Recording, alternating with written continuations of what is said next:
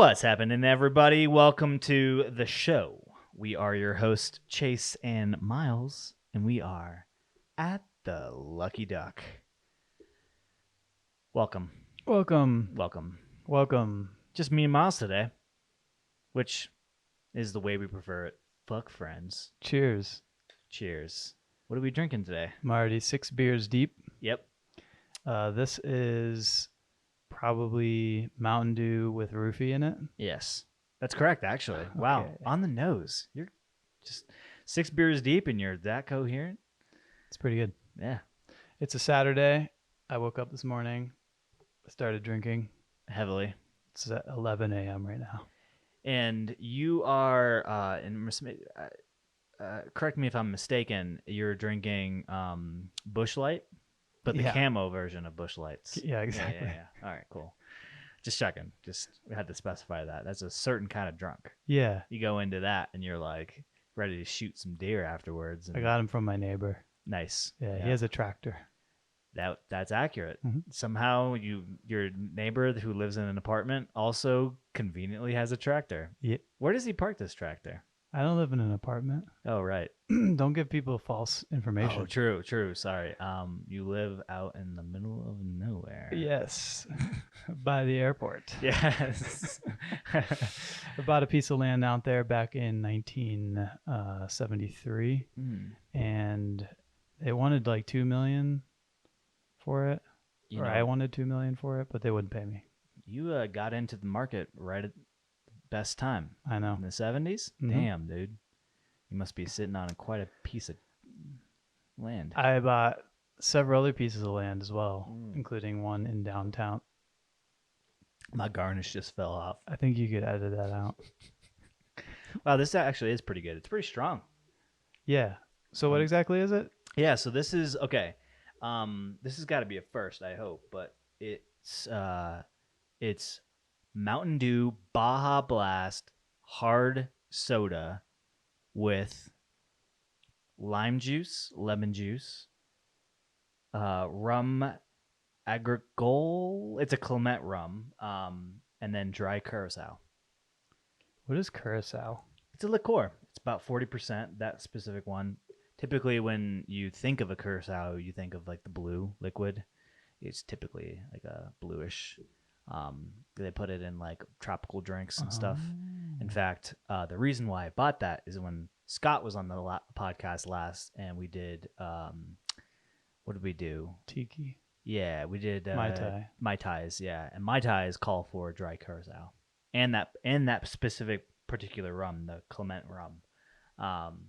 Traditionally like a Jamaican rum as well. So you just reused those for this one? I created a new cocktail.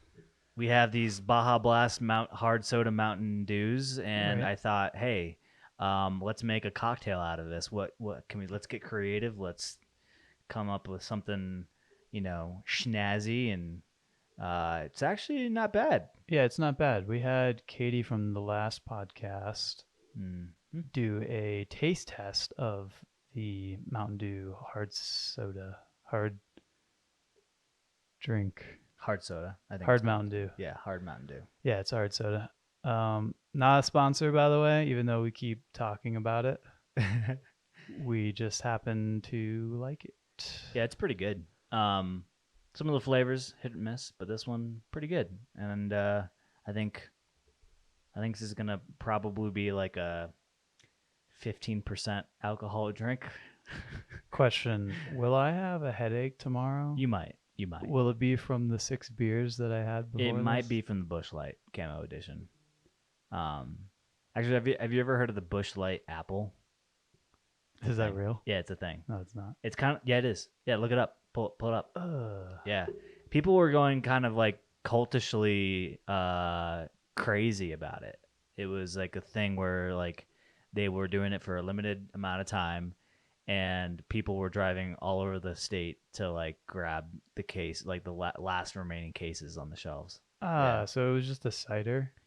I guess, yeah. I've never had it, so I can't really. It reminds me of, remember that cider that came out? It was like one of the first popular ciders that came out. Yeah. It was mass produced. Yeah. The apple one, was it called Apple Orchard? or something like that. Yeah, it was Apple Orchard. Yeah. Yeah, it looks like that, like the competitor to that. Yeah, I mean, listen, I think ciders are great and all, but it's not something that I typically can drink more than one of. Like I'll have one just for Totally. like the novelty of it, and I'm like, yeah, this was nice, apple juice. I went to, there's one in Rhino. What's it called? Stem ciders. Stem ciders. Yeah, they're pretty popular. Yeah, they're pretty good. I've had them quite a few times now, but I went down there and had one that they called the cucumber something cider, and it literally was just pickle cider. Ew. Like they should have just, oh, I think it was a salted cucumber. Oh my God, stop. That's pickles. I know. Yeah. Right? Yeah. Because I think the way you make pickles is you Use vinegar. vinegar and sodium, I think. I don't know. I don't know. I think you can add whatever you But want. it tastes like a pickle cider, Yeah. not cucumber. It had no hint of cucumber. You know what I mean? Hmm. That kind of distinct cucumber taste when you have cucumber water. Interesting. I do like cucumber water. I like green juices with cucumber in it and stuff. Like when I was in Mexico, we went to this vegan place and they just brought us out like 4 or 5 different non-alcoholic cocktails, and it was just basically just like high-end juices. I thought you were going to say like 4 types of cucumber slices. Yeah, I'm like, yeah, keep them coming. And really good. I thought I was getting alcohol, but I wasn't. After my second one, he was like, yeah, there's no alcohol in that. I was like, I knew it. Yeah, you were like, damn, I thought I was drunk. This is a vegan place, not like a non-alcoholic Yeah, place, but kind of lame. I don't know why they would do that. I think it's for that whole experience was like health forward. Where was it? In Mexico? Yeah, it was at Xcaret Arte, which is one of the bigger resorts down about 50 minutes south of Cancun in Playa del Carmen. Yeah, but you just went to Peru, where you did copious amounts like of French, right? cocaine. Yeah, cocaine leaves. Yeah, coca leaves. That's what they're called. Cocaine leaves. Are they actually called cocaine leaves? Or No, coca leaves? coca leaves. Coca leaves, yeah. Yeah, I learned all about it. I went to a coca museum, I guess. Oh, nice. They make tons of different products with the leaf. So they make like candies, chocolates. You can get beer with it. Really? Yeah, like they just put it pretty much in everything. I think it's a tourist thing. You know what I mean? Mm-hmm. I think the tourists, when they have coca leaf or coca, it's just the leaf. They just chew on the leaf. I don't think they're like sucking on coca candies. Yeah. And then they have like powders you can mix in with stuff. Like you could use it for baking. But I think primarily they should use the leaf in 2 ways. So they use it for tea, and then for, basically you take a bit of the leaves, which kind of just look like your generic tree leaf. Mm-hmm. Like if you had a small piece of lettuce or something, or maybe even, and then dried it out. Yeah. Because they don't eat them like right off the tree. They dry them out. And then they'll store them, sell them, to people, and then people will take the dry leaf, they'll stick a little bundle of it in their mouth, you chew it into a pulp, and then you just kind of like stick it in your gum, kind of like you would tobacco or something. Yeah. And You're dipping. You're straight dipping. Yeah, and then it's supposed to give you, it's like some kind of stimulant, so it should be like caffeine or like cocaine. Yeah. Because so to make cocaine, they process the leaves, right? Yeah. So, I don't know exactly what they do with it, because that's not the part, because it's cocaine's not legal there. Right. Yeah. Coca leaves are, and I think it's one of the only countries. I think there's a few others where coca leaves are legal. At least really? In the U.S., it's a Schedule 1 drug. Just the leaf? Just the leaf. Yeah. Wow. Which is crazy, right? Like yeah. I can go there, go into the grocery store, buy a little bag of leaves. Yeah. Like fucking lettuce. Yeah. And then get on my flight, come back to the U.S., and then they put me in prison, right? Yeah, it's a felony, right? That's what's if you get caught with a Schedule 1 drug, right? I guess. Isn't that a felony? The Schedule 1 is the same as what marijuana kind of is. Oh, right? okay, yeah. So then, Isn't it? yeah.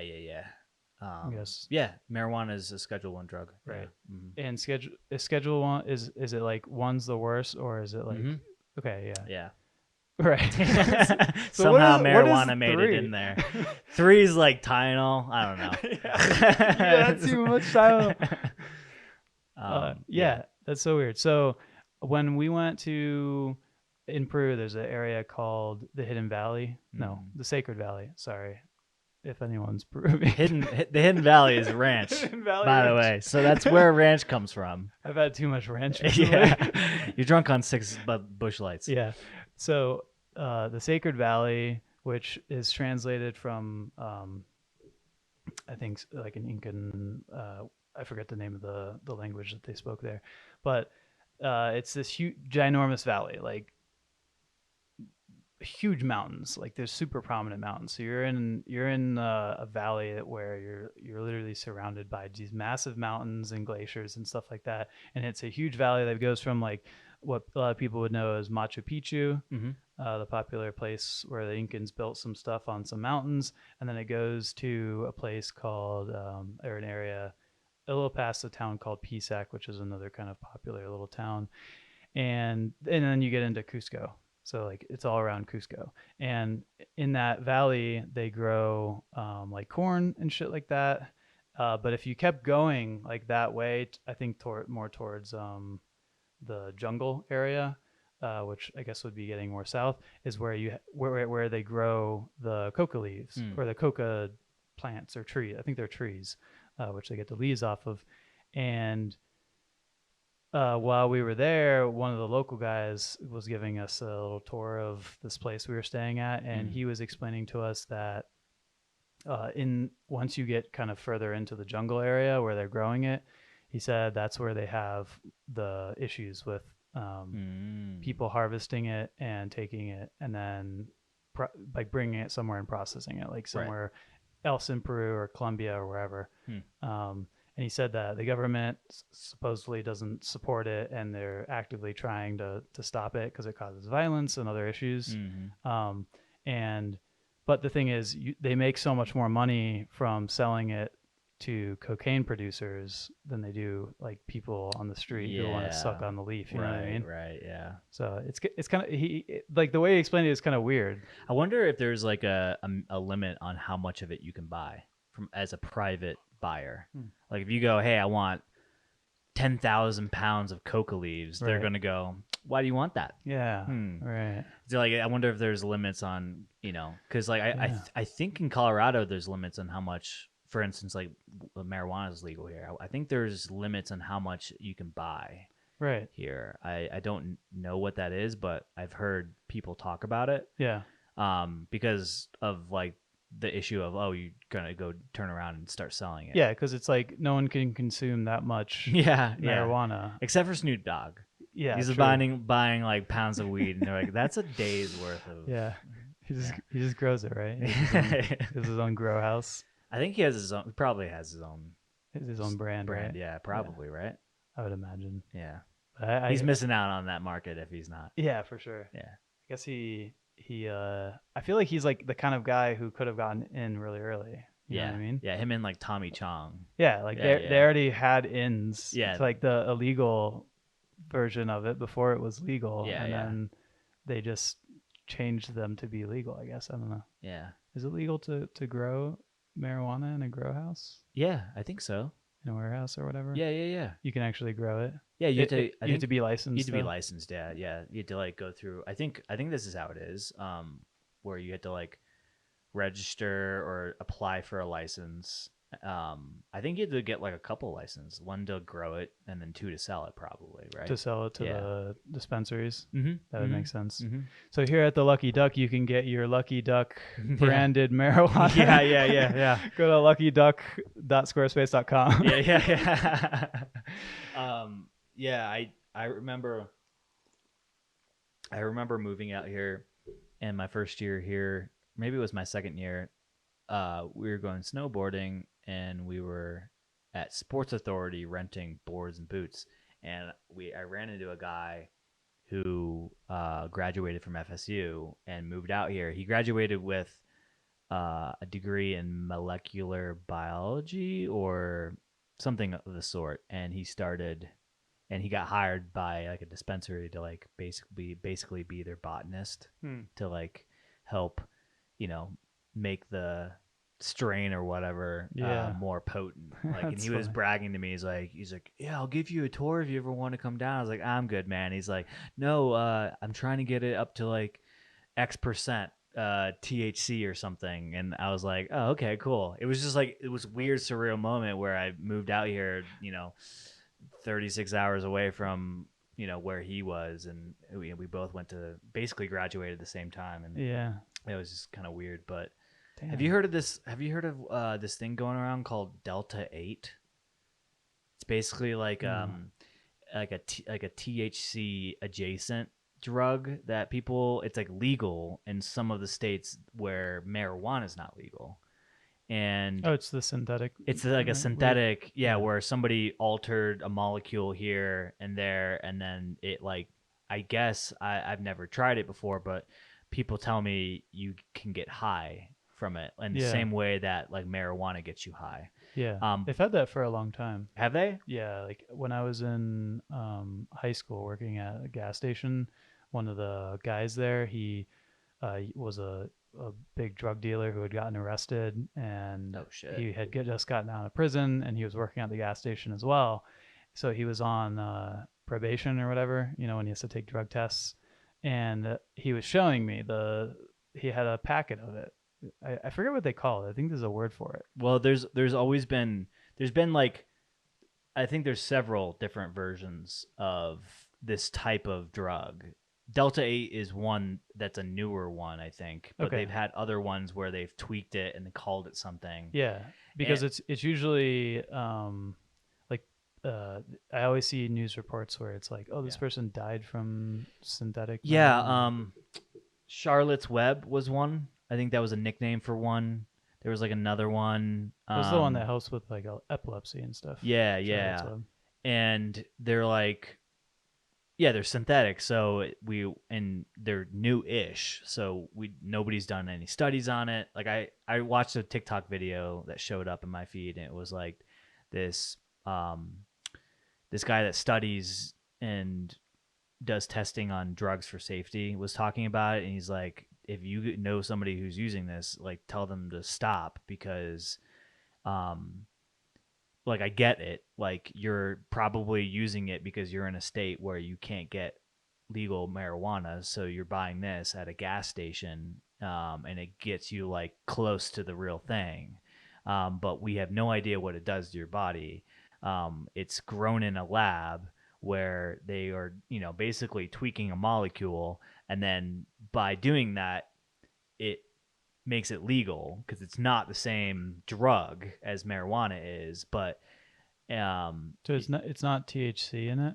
it's like THCC. I think they start with that, yeah, and they basically slightly modify that Yeah. in a way where we just don't understand what, and this is like, basic rant of, we don't know what's doing to your body, blah blah blah, so don't use it. But yeah, I think it's kind of weird to think about in our conversation of like Schedule 1 drugs and this and that. It's like there's ways to get around it that I feel like are kind of weird in a way that I don't understand the difference between what Delta 8 does and what marijuana does, but yet like one's illegal and one's not. Right. I wonder if it has to do with the law, like if the law specifically states whatever it is, THC or it's like a loophole. Yeah. And then no one wants to change the law to say like any modification of THC,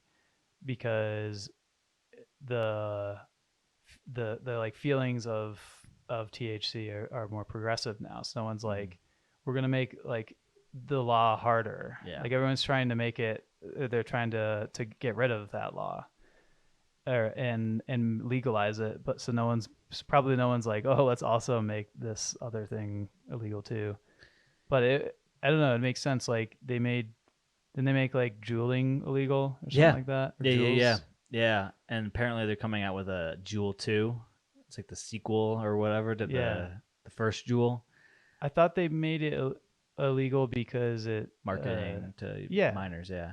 So how Yeah. they just make another one? They're like, this one is not for Well, minors. I mean, we're talking about the same thing with this Delta 8 stuff, right? It's Yeah, like, oh, that's illegal. Let's make something slightly different, kind of the same, does the trick, and that's legal. Listen, it's legal until it's not, right? It's legal until something happens and somebody spends the money and the time to write legislation or lobby against that particular thing. right. It's like you can make something completely new and start selling it. It doesn't have to be FDA approved to be able to sell it in the United States. It's like bath salts, right? Bath salts are legal. Yeah, Like, because can't they fuck you up? the utility of them is the way you're supposed to use them is like dissolving in the tub and you soak and it's supposed to be healthy for your skin and do all these other therapeutic effects. But if you like, I don't know, how does one get high off of bath salts? I'm not really sure, but like the other day I was somewhere. I think it was Sprouts or something, Yeah. and I saw a thing and it was like bath salts, and I looked at Sarah and I was like, should we get some bath salts? You want to get crazy tonight? Yeah. And I think it was I watched the John McAfee documentary on Netflix, and I'm pretty sure it was in that documentary at some point one of the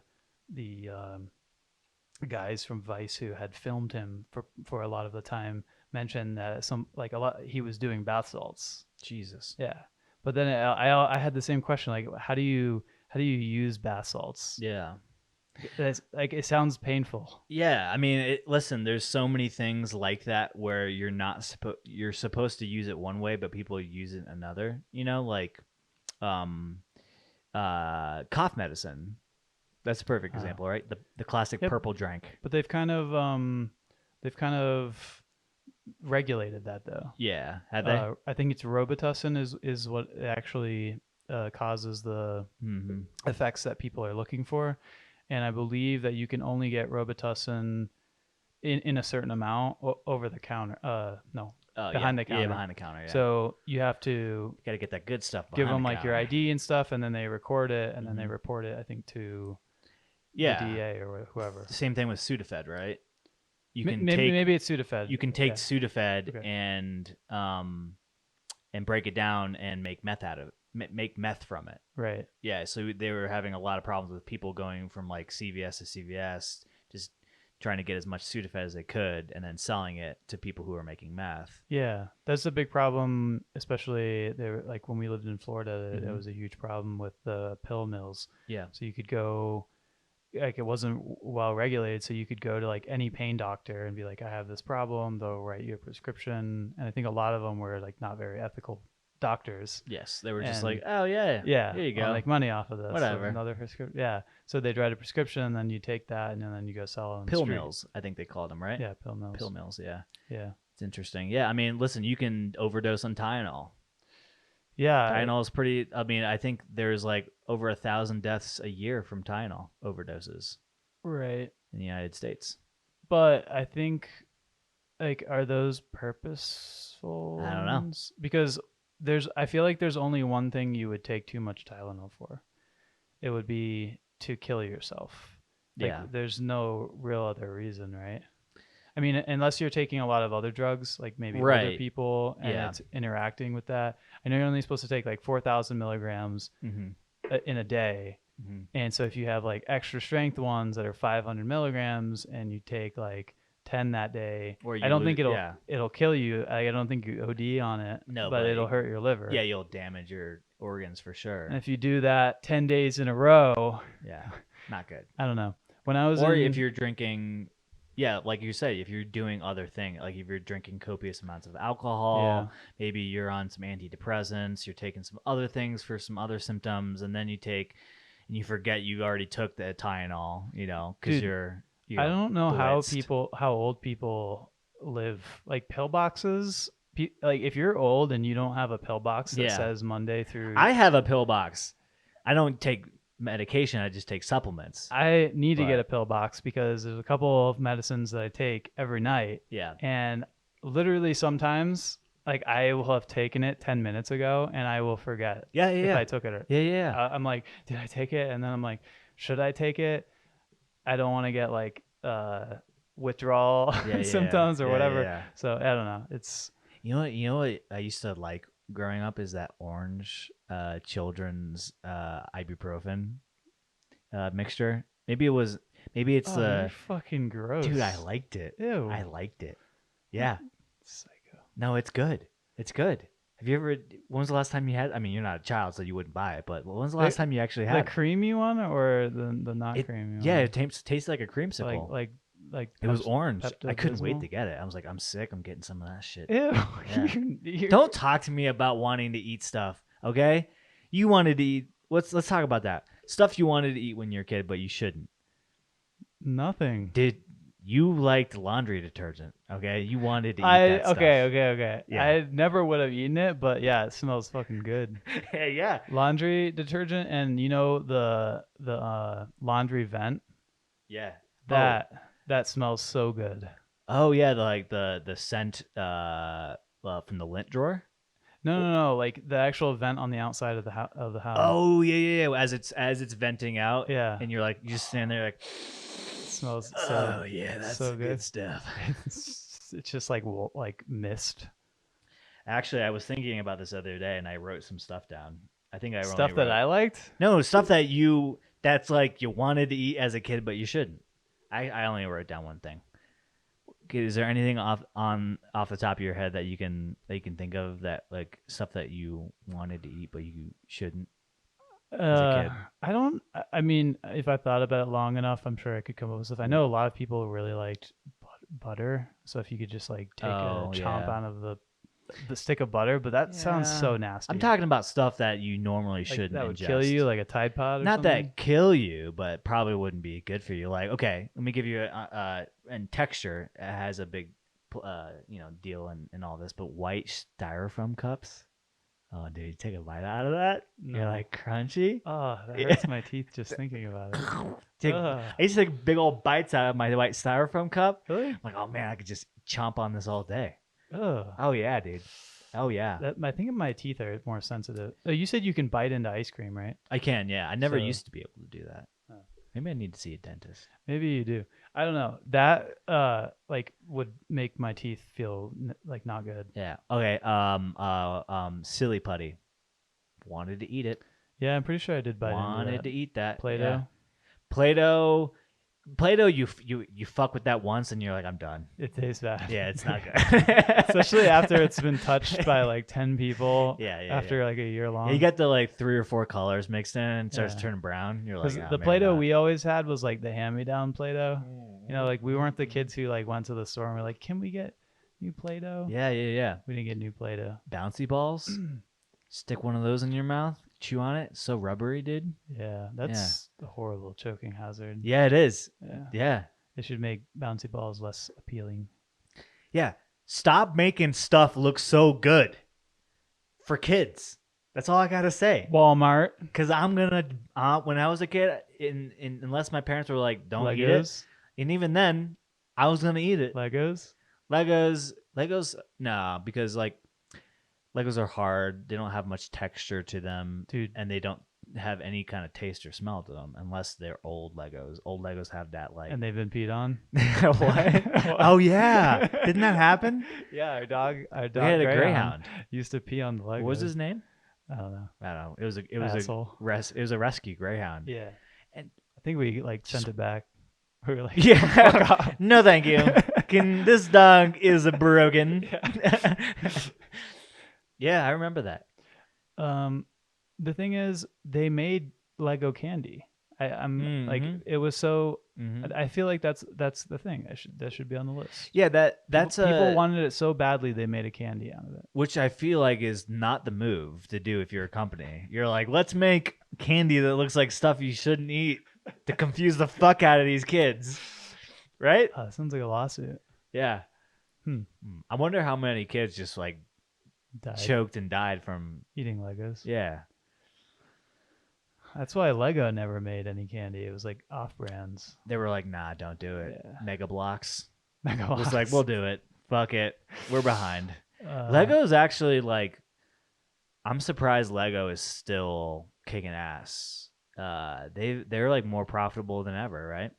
They're like Probably. they're pretty big deal. They've like grown over the years. I mean, I've always been a proponent for Legos. You know, it encourages creativity and Yeah, I always liked Legos. I they're saw. expensive too. Yeah, so expensive. That's why we always had hand-me-down Legos.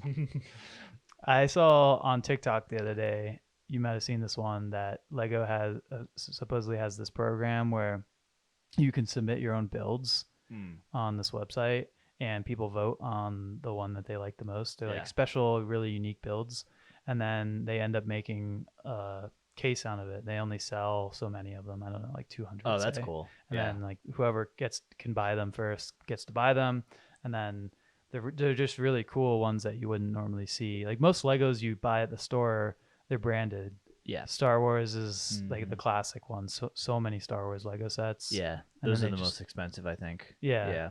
And then they have some of their own as well that are kind of just like the Yeah, the police city station. one is Yeah. a big one. Yeah, That's city. pretty classic. Yeah, they have Indiana Jones, Harry Potter, some of those franchises. Are Do they involved. sell? Can you buy just like Legos without it being a set Yeah, you can from Mhm. Lego? Yeah, from Lego. Yeah, you can buy like certain colors and stuff like that, and different shapes and stuff. But Yeah, it's so expensive though. yeah. Well, the thing is, like they do this. It's like a collector's culture around it. So just like you said, like they do the whole solicit builds, select it, do a limited run, and that's what makes those sets valuable because they do limited runs. You know, so whenever the next latest edition of Legos comes out, there's always like a group of people looking to buy them, because they're not sure if that's going to be something that they're going to continue to make or if it's a limited run. So Right. there's different things like that. But I remember getting the Lego magazine as a kid. Remember those? Yeah. Yeah. And the Bionicle one. That was the thing. I still have those Bionicle comics. In fact, today, it's funny that we're talking about this. Today, I looked on eBay and I was like, I'm just curious. I don't know why it came to me, but I looked on eBay to see how much those Bionicle comics were because I have like the before first you edition. tell me, I'm staking a 50% claim. Yeah, are you? in these. No. They I think like first edition because it's DC Comics. DC Comics is the one that cohorted it. Okay. Yeah, and I think like somebody was selling first edition number one for like anywhere from like $30 to $50 just For one? just for the first edition. Yeah, Wow. yeah. You I have think first somebody. edition? I do, yeah. Huh. I have all the way up to I don't know. Can't believe you kept those. Where were they? I don't know Where did why you I keep did. them? Yeah, I That's just kept it in crazy. in a shoebox, and it just followed me to Colorado somehow. I think our parents brought it out one trip. They're like, "Here you go. Here's fucking." But anyway, in those Lego magazines, they used to feature like custom builds. Like kids would basically make their creation and take a picture of it, send it in, and you would get picked to like be featured. And it ranged from anywhere from like really simple, like stupid, like, oh, a 5-year-old made that, whatever, to like really, cool, complicated builds. And I remember working up the courage to build something and then send it in, and it didn't get picked. And I was like, what the fuck? Like, I know this is. It was really good too. I don't remember what it was of, but you remember. We used to build like the coolest shit out of Right. Legos, and I was like, this is rigged. I feel like this is rigged. Totally. I should have sent in like a 20, Yeah. with it. But like, You here should've. you go, put her in, baby. People who donate. I wonder if they still do that. The Lego magazine. Maybe they do. Well, so was Bionicle part of Lego, or is it something different? No, it was, yeah. That's Yeah, what I yeah, thought. You yeah. remember the So that's Bionicle why I game? had those, because if you were a subscriber of the Lego magazine, you would get the the Bionicle comics with it, and they would Right. send you every issue as long as you were a subscriber. So you can download the Lego magazine. So apparently they still make it. In fact, Nice. issue 3, 2023 is the latest Whoa, one. that's 2022, sorry. That's a lot of issues. Oh, and they have a play zone where you can play stuff. They did a really good job of creating that whole culture and Of Lego. yeah, like they had the magazine. Then you could go online. You could play the Lego games. They had like a Bionicle game, like something that was akin to Myst. You know that game, Yeah. Myst? Uh-huh. Yeah. So I it was a remember point that and game. click. Yeah. Yeah. That was fun. Yeah, it was. Yeah, and that was free to play. Yeah, there was just they really knew how to market and to get kids to invest their time into their products. And It's true. I guess yeah. it's still pretty popular, right? Legos. Yeah. Oh my God, more than ever. Like, I you think it's more than popular than it was when we were 100%. playing with them? 100%. Yes. Wow. I think it only got bigger, and I think it continues to be something that is well, because you think about it, it's they were investing in kids because they knew when the kids got older, they could market to the older adults, and in turn, those adults would have kids, and they knew those adults would pour the culture of Lego onto those kids, and it's just this cycle of if it was really smart to invest the commitment of the culture of Legos into kids because they knew that it would just keep going, and they Right. wouldn't necessarily have to do that. The adults would get their own kids into it, So, Yeah. I don't have kids, but if I did, they sure as hell would be playing with Legos. Oh, totally. And you'd find me Playing too. an adult in the Lego store, probably, every so often buying my kids Legos. Yeah.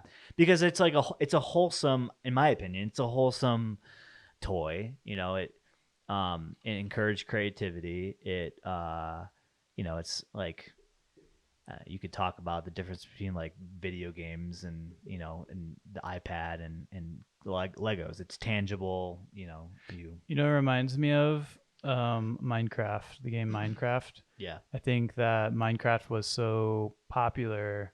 It probably is still really popular with young kids. Maybe not as much as it was, because it's kind of the same concept. You have blocks, and you just build stuff out of those blocks. And in fact, I opened the issue of the Lego magazine, and on the page I'm on, it's a Lego Minecraft. Yeah. Of course they have that. Yeah. And I think that's the beauty of Lego is it's not just its own brand. Like they do have their own shit, like the city Lego sets and other sets like that.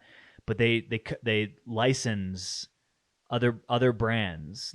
They'll buy the license to use like Star Wars, Harry Potter, Indiana Jones, Minecraft, and so they're like, there's so many avenues for them to market their product Right. to different people. Yeah, they just took all. I mean, I feel like it's pretty easy to see what's popular from the kids, like the toy perspective. It's like whatever's selling out, whatever video game's popular, and they just look at that and then they do some kind of license deal with them.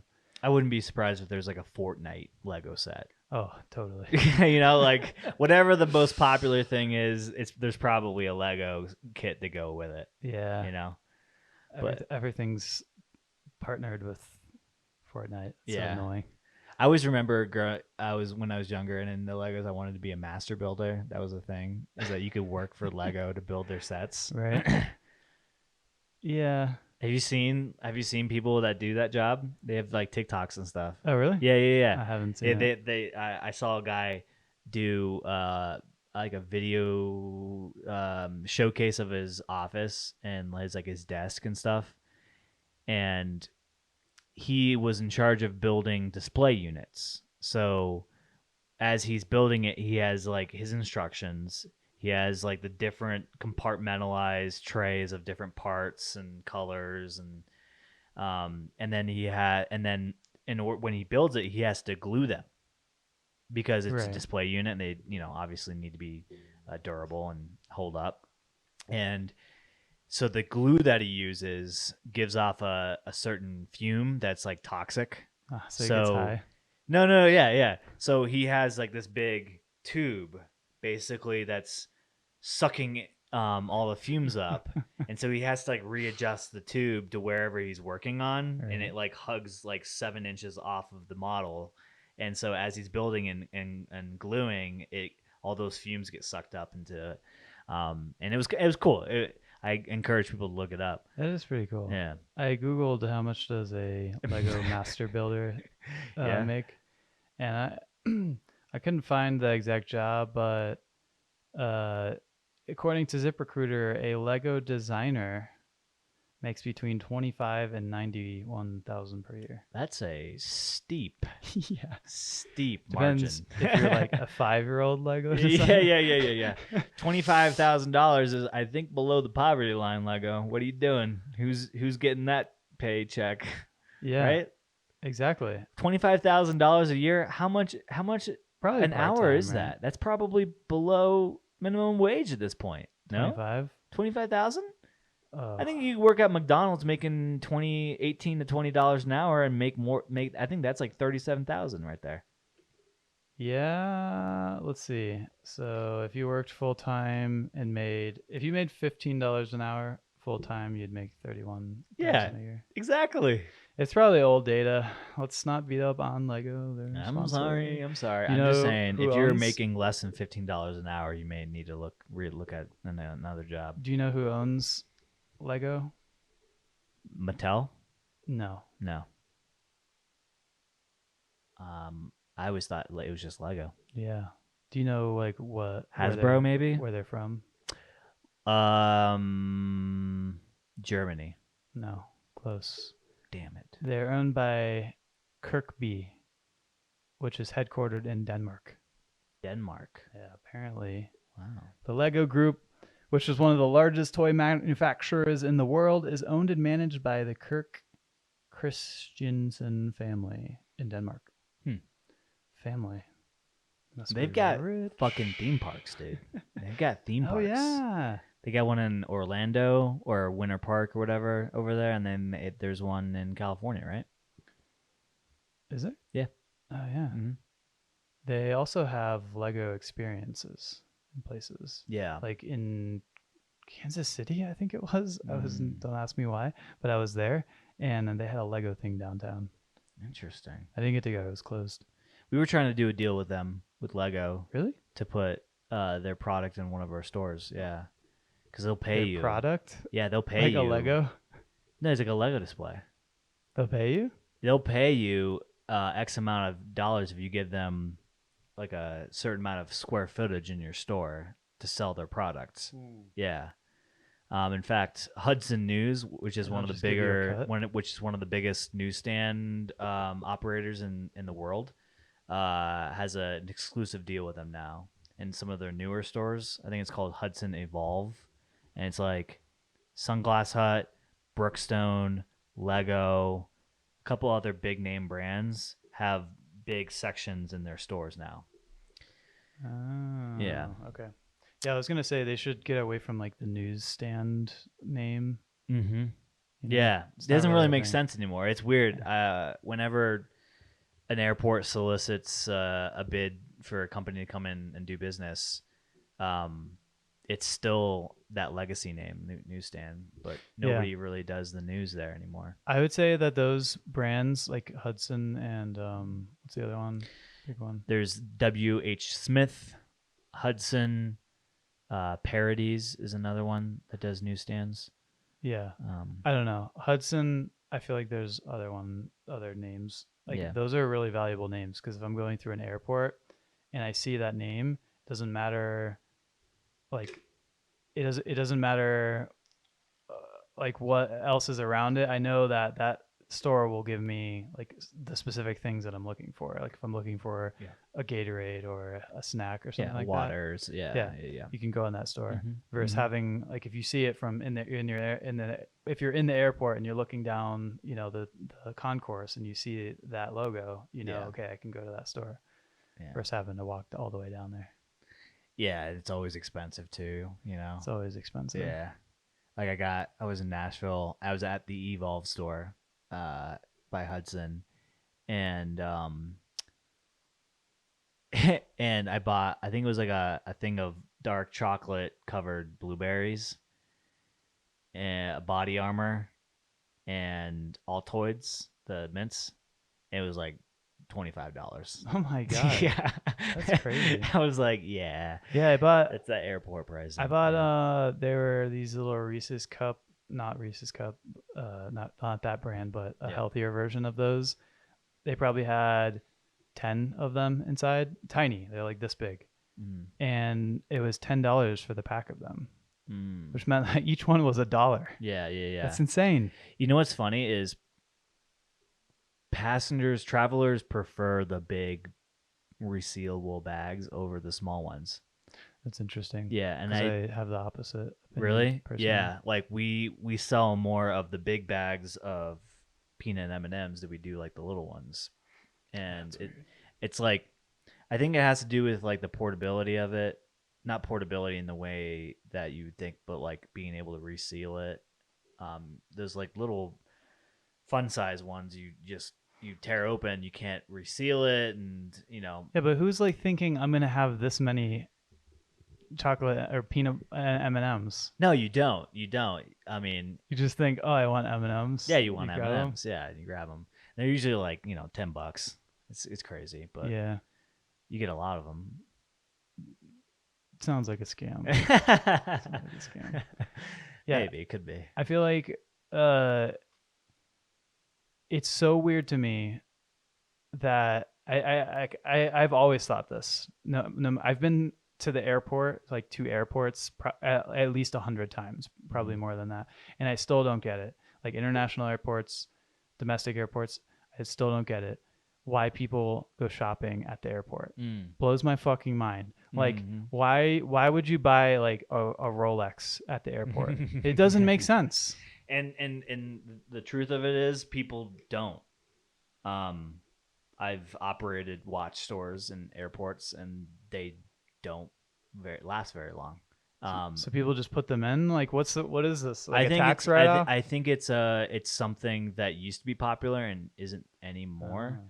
So think about airports in the sense of like pre and post 9/11. Very different. In fact, it's so different that when Denver International Airport was built, they actually had planned for a hotel connected to Concourse A. And after 9/11, they scrapped that plan because they couldn't accommodate the security needs to operate the hotel at a profitable in a profitable way. And so I think that has to do with a lot of the different trends of buying or commerce within the airport. And yeah, I think specialty retail is what it's called. That's the category of like watches, clothing, suitcase, dry goods. Who's buying? Like who's going to the airport? Who's like, I'm gonna pick up a suitcase on my way home. Yeah, you know Tumi is a big brand in airports. But no, I think that has kind of dwindled a little bit, and the buying habits of the public have shifted slightly. But I feel like once upon a time, I think you could make money selling watches in airports. I feel like even I still see a lot of people buying stuff, but like duty free shops. I've never gone to actually, the only time I've ever shopped at a duty free shop, I think, is when I went to Iceland and I was leaving the airport. I bought alcohol there because you're allowed to buy a certain amount of alcohol before it's taxed at the airport, because it's really they tax it heavily when you go into the States or into the country. Yeah. But otherwise, anytime I've been at a duty free store, it's not worth, like, you may save like $1 or cents. It's not worth having to carry that stuff. Like you usually don't get it till after, you have to, like, especially when I've seen on international flights, you can buy stuff in the magazine while you're on the flight and pick it up after you get off your flight. Yes. But then you have to like wait in a line, and then it has to go through customs. It just doesn't make sense to me. Here's the thing with duty free, and a lot of them now you're going to see duty free, duty paid, which means that you can still buy it if you're not an international traveler, meaning you'll pay the duty on it. Okay. People don't understand what we're talking about. Basically, alcohol, tobacco, confectionery, perfumes, cosmetics, all get taxed heavily when they're imported anywhere. And if you come into a country or leave a country and they have a shop called duty-free shop in an airport, you can buy those products without having to pay the import tax, which saves you money, whatever you're buying. Depending on where you're going, if you're traveling international, so say you're going to Germany and you're at Denver International or JFK, whatever, and you go to a duty-free shop, or maybe even closer to home, you're going to Canada. Canada has like a 24 to 30% tax on alcohol.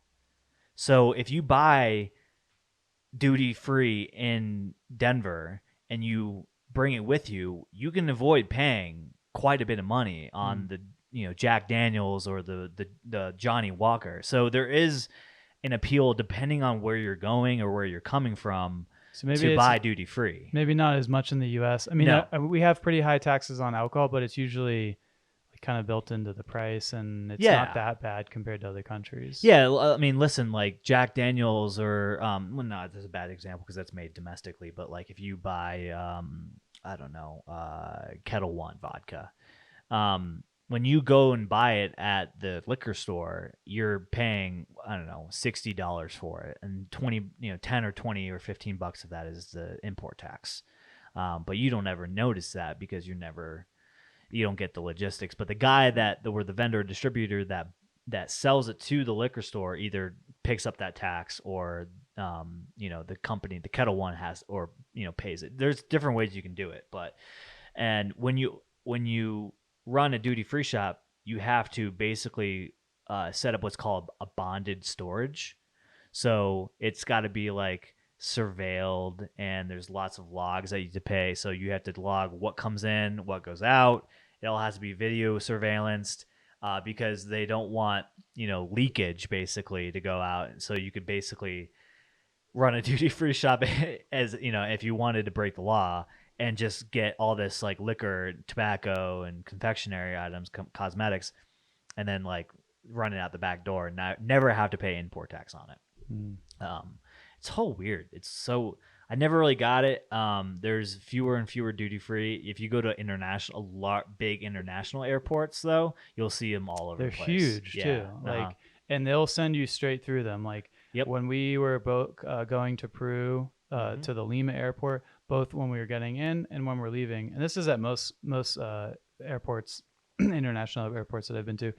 Yeah. Even when we're leaving, you go back through immigration and immediately you're in duty free. Yes. And then you have to walk all the way through, and it's like huge. It's like going through a Macy's. It is, like one floor of a Macy's. It's like all open floor plan. Yeah. It was the same way. It's the same way in Cancun. Heathrow Airport in London is the same way. I think Gatwick Airport also has a massive open floor plan duty free shop. They make a lot of money. Yeah. Yep. It's $1 billion industry. Yeah, because also like if you're paying $60 normally and $20 of that is tax, like they're not charging you $40. They're still charging you like $55. Mm-hmm. So you may be saving like $5 or maybe even a better deal or something, like depending where you're going. But like they're making, I feel like they've got to still be making so much money off of each product, right? Oh yeah, dude, they're making tons of money because the ones you're talking about, those big open floor plan ones that you like are forced to walk through in order, it's like exit through the gift shop style. Those are the big players in the business. Yeah. The reason why they have such a big footprint is because the guy that owns that business is, a trillionaire or billionaire. He's very tight with local agencies. They have heavy lobbying. Okay. And they move tons and tons of product. Billions of dollars worth of product. They probably make the airport a lot of money too, right? Yeah. Oh, yeah. Because the airport has a minimum annual guarantee, and they usually take a percentage off your revenue, right? So if you're a company like Dufry, which is a big popular one of the big players, and you're moving, millions of dollars worth of Jack Daniels or millions of dollars worth of Kettle One, you have deals set up with those companies, and you say, hey, we're committing to X amount of products. You get, so you're getting it even cheaper. You get such a phenomenal deal. And so, yeah, they're making, 50-40%, profit margins off of those. But does that whole like I know Denver has it, I'm sure other airports have it, like the whole you can't charge more than X% in street value, does that still apply to those kind of things? Yeah, it does. I'm not in the we're opening up a duty paid shop soon. Your company? And you have to deal with the whole like all that bonded storage. Yeah, we ran one in Pittsburgh for a while. It's worth it, even just running like one or two stores. In the right airport, it is. Yeah, yeah. In Pittsburgh, not so much. Pittsburgh is a shit town. No offense to all your Pittsburghians. Pittsburgh is like one of those cities where it's struggling to find its place in industry currently, and so it's actually one of the cheapest costs of living places to live right now. Yeah, I could see that in terms of big cities, right? I never. It has its nice parts to it, but it's mostly overcast throughout the year. It's kind of a dreary place to live. But anyway. The airport there doesn't have a large amount of footprint in terms of employments, passengers. So it's like tough to make money there because there's not a lot of volume being moved. So, yeah. So if right now, if I went to the airport, I had a flight to California, round trip California. If I go there and I'm in one of the concourses that has the duty-free store, and I go into the duty-free store and I'm checking out, they just charge me tax right there. Yeah, yeah. Mm-hmm. So to get the duty-free, I have to show them my boarding pass and show that it's an international flight. Yep, that's right. Gotcha. Yep. So if I'm coming back to the U.S., and I just got back, get through immigration and stuff, and I go to the duty free store, can I still get it duty free? If it's a duty free, duty paid, so there's a difference between just duty free and duty paid. So for instance, one that we're gonna be opening up is duty free, duty paid. So it doesn't matter if you're an international traveler or not. You can. Still but if I want to, how do I actually get to not pay tax on it? You have to show that your destination is international. Right. So it can only be at the airport you're leaving from. It can't be the one you just got to. For here at least. Yes, correct. Okay. I believe that's correct. That was the thing I didn't get about Iceland, because they let you, when you land there, they let you shop duty free before you. I mean, you can only buy so much. It's kind of like if you brought the stuff, right? Like if you brought bottles of alcohol to Iceland in your checked bag, if you have more than this amount, you still have to pay the tax on it. But I don't even think that's the case of what you're saying. Like, for instance, do you remember going on like a Carnival cruise and they had duty free shops there? Right. Yeah, you couldn't get on the ship, go to the duty free shop, buy your alcohol, and then use it and drink it on the ship. Right. Like it left with you, basically. Yeah. So I don't know if that's a situation where a Carnival or a Royal Caribbean or whoever just wants to capture the alcohol revenue, and so they're not just selling you bottles of alcohol so you can, I think so, drink it all, and but yeah, because can't you buy duty free on the island too? Yeah, I mean, listen, it all has to do with the import tax and how that works. So I guess you'd have to look into like the workings of like import tax Yeah. to So understand. I think it's Really. just the cruise ship that doesn't let you Yeah. have it. Yeah. Yeah. Weird. Yeah.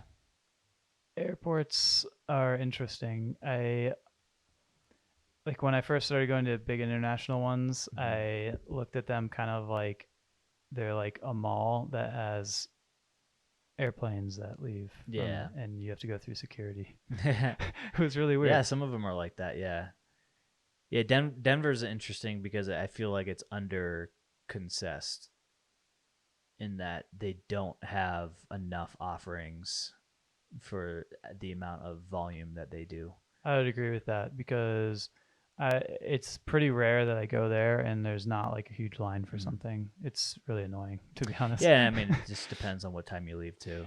Totally, yeah. But I'd say more often than not. Yeah. I mean, it could just be a coincidence. I'm leaving a lot of the time at the same times, like probably likely, Yeah, in because the evening times most and of the stuff. flights are, well, it depends. It also depends on the airline, because like United sees a pretty consistent amount of volume throughout the day, and then you have places like Concourse C, which is mostly Southwest, and they have peaks, Yeah, and then they calm down. but yeah, I don't think it's anything specific there. Like I went to Atlanta again Mhm. this recent couple weekends ago, and that was insane. Like Yeah, so many people. yeah. Janie was there just last week, and the power went out.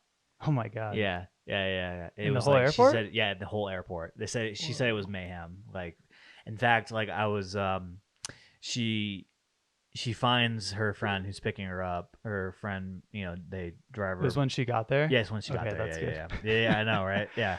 Bad news if Yeah. you're leaving. Although she probably couldn't walk on the escalators, right? Right? Yeah. So Like, she had to, or take the train. So she had to yeah. walk She the had to entire walk the way. entire I way. had to Yeah, do that it once. sucks. Yeah.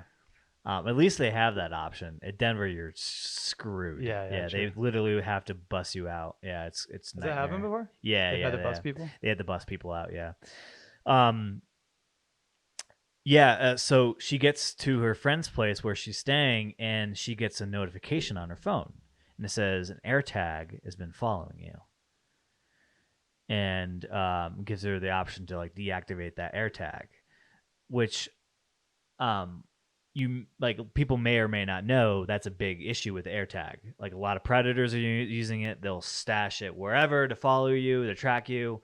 So I guess Apple, to combat that, will notify you Yeah, I didn't know that. if an AirTag is in your proximity and follows you for X amount of time. It's actually a really cool thing that Apple's done. I mean, Yeah. kudos to them, but you also created the problem, so Yeah. True. fix it. Um, uh, so she gets to the home and she sends me the screenshot where it's like an AirTag has been following you, and it gives you the option to like deactivate it if you want to, which I think is kind of cool. Um, so I'm like here freaking out because I'm like somebody's trying to traffic my wife. Yeah. And it just turns out that she was just with somebody, because like if you They have an have air, them. it would be smart of you if you had an Apple AirTag to put in your luggage just in case your luggage gets lost or something happens. I mean, there's everybody knows somebody who is where the airline loses their bag, right? So it happens. It's a fairly common thing. So I guess she was just with somebody next to somebody who had one, and they were like going in the same route, so it alerted her. So I'm like, of course, I'm like, oh my god, what the fuck? Yeah. Go through all your stuff, because you don't know if somebody was handling her bag on the air side and just stuck something in, and I mean, human trafficking is alive and well. Yeah. It's a huge issue, even in the United States. And you see all these horror stories on TikTok about it. People putting zip ties on people's doors, and like marking people's cars and doing this and that. And so if you're a single lady, watch your back. Be careful out there. True. It's a scary world. But anyway, So I'm freaking out. I'm telling her to, go through all her shit, look for, she's like, well, what does it look like? I'm like, it's this round white dot. It's got a chrome back to it, blah, blah, Yeah. blah. So yeah, and then if you click on like more info on the screenshot or the alert, it'll show you the path like geographically on a map of where you were and where the air tag was, and it was just at the airport. And so after she got in the car and left and went back to her friend's place, like there's no more path. So it literally was just Oh, it wasn't even someone she was traveling with. It was like someone who was at the somebody airport. was at with the them. airport that Oh. would just so happen to be walking in close proximity in the same path. Maybe they were getting trafficked. Well, I get it. I mean, yeah, right. Yeah, it's like she could have saved somebody's life. yeah. But the cool thing about it is like you can like you can have it like ring, so you can hit a button, it'll like make a sound. Only if it's yours. No. Anyone's? And no. If Apple alerts you to think that somebody's following you, you can there's an array of options. You can deactivate the AirTag, and you can also like control its sound, so you can find it. Oh, no way. Yeah, Apple. So if you're at the airport and all of a sudden you have one in your bag and it starts going off, you're like, what the? Yeah. I mean, it's great that Apple is doing these steps. I mean, it's because otherwise you would never know. It must have alerted everyone with an iPhone though. Who was like No, the actual AirTag. It'll like the AirTag will start making noise. I know, but like it must have told everyone. Oh, everybody who had was the around. same route. It could have. Yeah. But like, but like, you want that like the totally. inconvenience of that whole thing. Whether it's like if it's like a not a threat, I think it's worth it. I thought about you know how a lot of cars have been getting stolen. In particular, I think it's Hyundais and Toyotas. I want to say. Well, I have a Hyundai Sonata. Yeah. And so I'm like, oh shit, my car is gonna get stolen at some point, right? So I was like, I should put an AirTag somewhere in the car, right? Probably. But it's gonna notify the fucking thief. He's gonna be like, oh, there's an AirTag in here, and he's gonna find it and take it out. I think it depends. Right? Like they're like, oh, he's a thief, so we're not gonna notify him. Yeah, I don't know. Yeah, that's interesting. I wonder how that works. I could put it somewhere where he won't find, like in the engine somewhere. Yeah. Just like, but break open your leather seat and then sew it back together. But the thing is, don't those things have to be within a certain amount of distance of you for you to actually find it? No, it can be anywhere. It can be anywhere. Like you could leave it in like here, and you go to another state, and it'll tell you where that AirTag is. I believe it does. Yeah, I think all it needs is a network signal. Oh, yeah. Okay, it needs a network. Like it uses MAC address, I think. A MAC address to identify where it's at. Interesting. Yeah. So if you put it in your car, someone drove it away. You could find it. Yeah. But it won't have an internet connection. It will find the nearest network. So either somebody's phone who's driving it, it will use the phone's network. Oh, so it doesn't need actual. Yeah. How does that even work? It's basically using like it's like an internet of things, right? So it's I think the way it works is it will auto report the MAC address to Apple. Yeah, but how does it even like it's connecting to some like router or whatever hotspot, and then like why is the hotspot just letting that request go through to Apple? It may also be an Apple thing where Apple has allowed it to use its network of phones for iPhones, to basically build a mesh network for it. It's kind of like how Comcast used all their Comcast modems, to be able to when you have Xfinity service, you can swap between all. There's a similar relatable scene in Silicon Valley where they're trying to basically build a network. Like an independent network or decentralized network, and so they fail. Long story short, they end up using smart fridges to like as nodes for their network. Nice. And so it's kind of like I think a similar thing, right? Yeah, it's like Amazon. Wow, what was it recently? I think I sent it to to our dad because he had an Alexa or something. Mm-hmm. I think I got him an Amazon device at some point, and it was something where Amazon, it was like you were automatically subscribed to it. Yeah, it was something like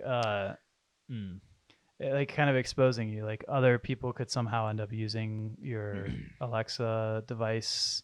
Yes, right. Kind of like how Comcast does the other people can connect to your modems, which I don't know, is just very. So when you install it and you open it up, it's like an automatic thing. You have to opt out. You have to know what it is to opt out. Yeah. Right. Just really. Yeah, I saw Meta's being sued right now. You see this?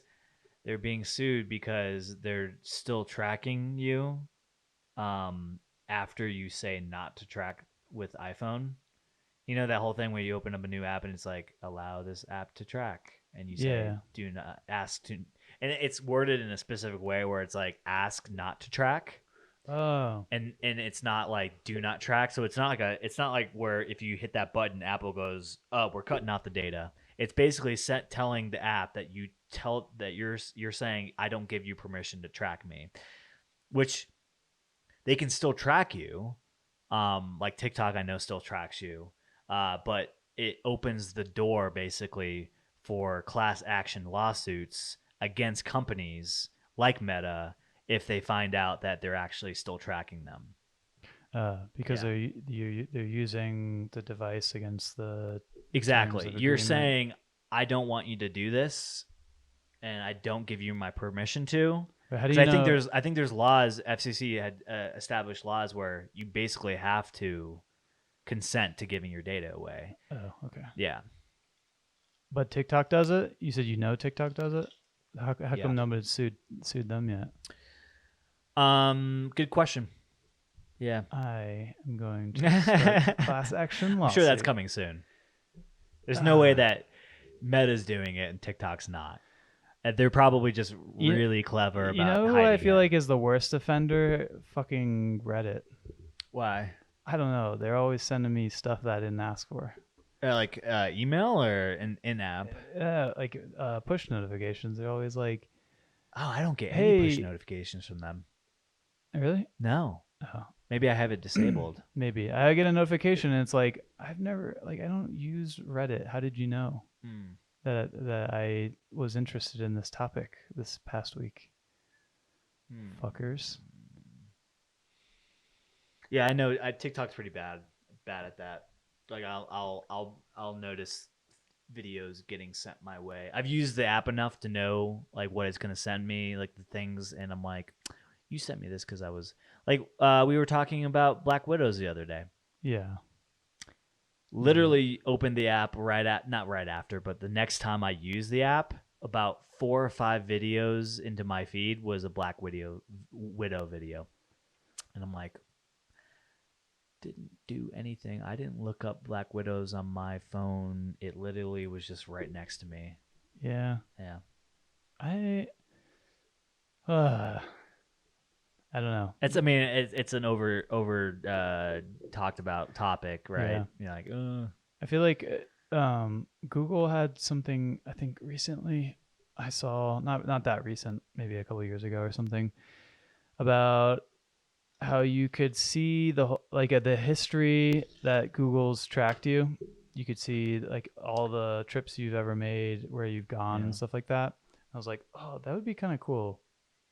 Like sometimes, I go a lot of places. Sometimes I forget where I've been. yeah, you kind of want to know. Yeah, I want like a map of all the Google should do that. States I've been to, when I've been to them. Yeah, Google should do the thing where like Spotify does, is like your annual review at the end of like how much you listen to, Isn't that so funny that people are fascinated by that on Spotify? They're oh yeah, like I'm like, look how much I listen to Post Malone or something, like whatever. And then it's like, fucking Google tracking me. Yeah. Well, Spotify leveraged that data really well. They were like, yeah, we'll show you. Yeah. There you go. People are excited about it, but no one's excited about knowing like where they've been. Maybe Google should do that. They should be like, yeah, annual review of like where you've been. Amazon should be like, here's the things you like. I think they're afraid. I think they're afraid that if they show you that, people will freak out. No, I saw it somewhere, and then I tried the other day, I can't remember what it was. I think I was like trying to remember where I had been a certain time for something, and so I went on Google and I like tried to find that, and it told me that I had like I had turned off Google History or something like that, where for some whatever reason I couldn't access it anymore. I was like, there's no fucking way that Google's not tracking my GPS, right? They track it all the time because I have Google Maps installed on my phone and Gmail and Google Chrome. Like they're always tracking it, so they know. Even if I turn it off, just show me. I know, guys. It's like The I data know. wars. I think we've talked about this before, but it's a super fascinating thing. I mean, my one of my old professors used to talk about big data aggregation being a massive, huge, important part of the future, and he was right. You know, I think I always wondered about that. You ever watch like you see ads for like pharmaceutical companies, or hear about like, oh, this cancer typically has like a 2% survival rate or whatever, you know, like how are they getting to that date? Like how are companies aggregating everybody that has that cancer or whatever, and how are they knowing? Like, because that requires a whole lot of collaboration and sharing of data, and like a lot of hospitals are private companies, you know, they're not incentivized typically to share their data. Even like police agencies have a big problem with that.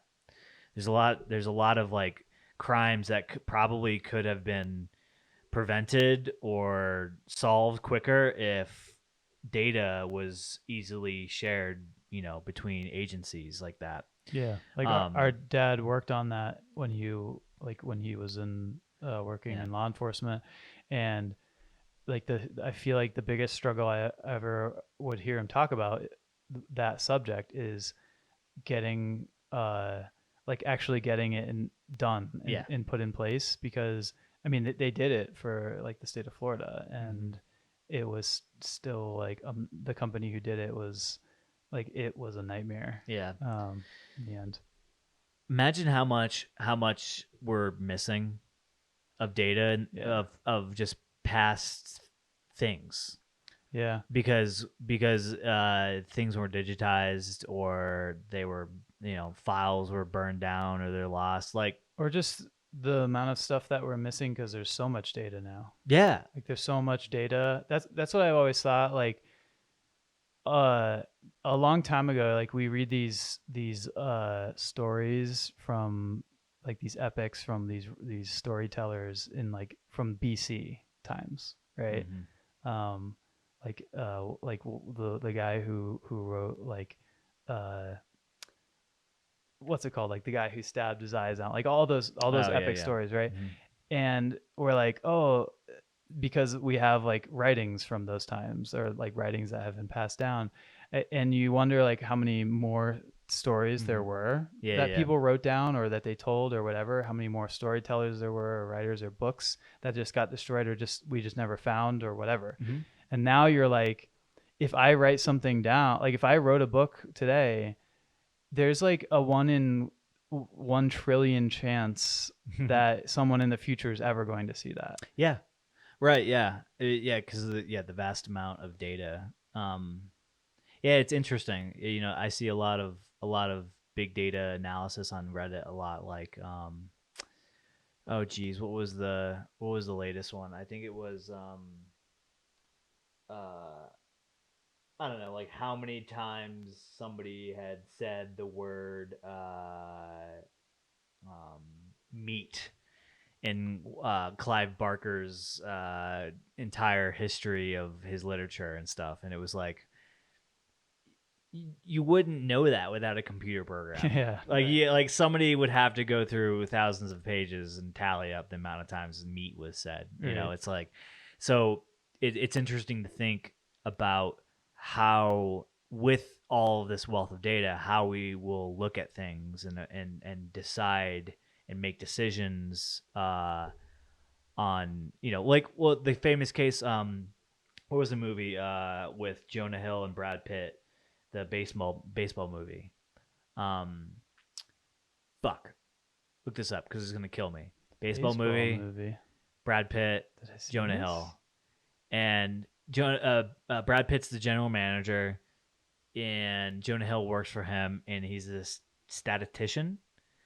And Moneyball. Moneyball, yeah, great movie. Yeah. If anybody hasn't seen it, I recommend it. But the whole movie is basically about the first time anybody had successfully taken statistics to basically overrule intuition, like human intuition, to make big decisions, like who's gonna bat, what players they should sign, this person should do this position, and it turned, I think it was the A's, it turned their season around, and they like had an amazing run.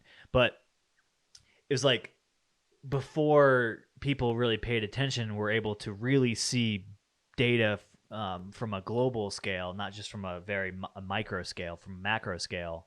And computers have allowed us to do that. Like, how has that shifted our decision making in different ways? And that now there's entire companies dedicated to providing data to companies and helping them reach different customers, or helping them reach customers in a better way that they'd never thought of. Or even the stock market, which most of the trades done there are determined by computers. Yeah. Like whether you have someone who's running a system that's making trades based on news or whatever, or if it's like, if you are wanting to sell a stock or buy a stock, you can put limits on what price you'll sell it at. Like if it drops at this price, sell this many shares, whatever. Like there are so many of those things set out there that like will trigger each other, right? So like if I put, if it hits $79, then sell like half my whatever in that company, I sell it, which makes the price go down even more. And yours was at like a little bit less than that. And the computer's like, okay, now I sell mine. It has like, that's what they've seen in the stock market, like in the last, I don't know, 15 years, is they've had like flash crashes that are caused by not guys who are like, oh yeah, sell, 10 shares of Amazon right now. It's like the computers that are just like they're usually not smart. They're just selling and buying based on whatever is happening on prices on different things. And then you have guys like, there are buildings in like New York near Wall Street that just have computer servers in them. And because they're as close as you can get to the raw data of like what the value is of something. And so if you're the person who knows what the value of something is first, or the news of something first, you can buy or sell before anyone else. Yeah, I remember watching a TED Talk about this in college. Yeah, it's a famous one. Yeah. I remember when I was in college, I took a computer ethics course, and it was the first time I discovered like the topic of big data, because I was Googling around stuff about computer ethics and I found information on big data, and I was like, oh, that's interesting, because that really ties into into ethics, because what are people going to do with the data? How are they going to protect the data? Like if I'm a insurance company, or if I'm a health company, if I'm Amazon, like what am I going to put in place to make sure that people's data, like I have a responsibility to protect that data, to not let foreign companies find that data and steal that data. And I remember reading that the NSA had built a data center, I think it was in Utah, that was like so many petabytes of, like it could store so many petabytes of data. It was like it could store the internet 50 times or something like that. And I was like, oh my God, this is like, they could literally take a copy of the internet. Yeah. and store it on their servers. It's Imagine insane. trying to parse through that, That's the or thing, creating a program that would organize it in right? an easy way for us to parse through it. That's the thing about, like, you're always wondering who's looking at your data when. Like, if I send a text message, like, who saw that text message? Like, did the government see it? Did the NSA see it?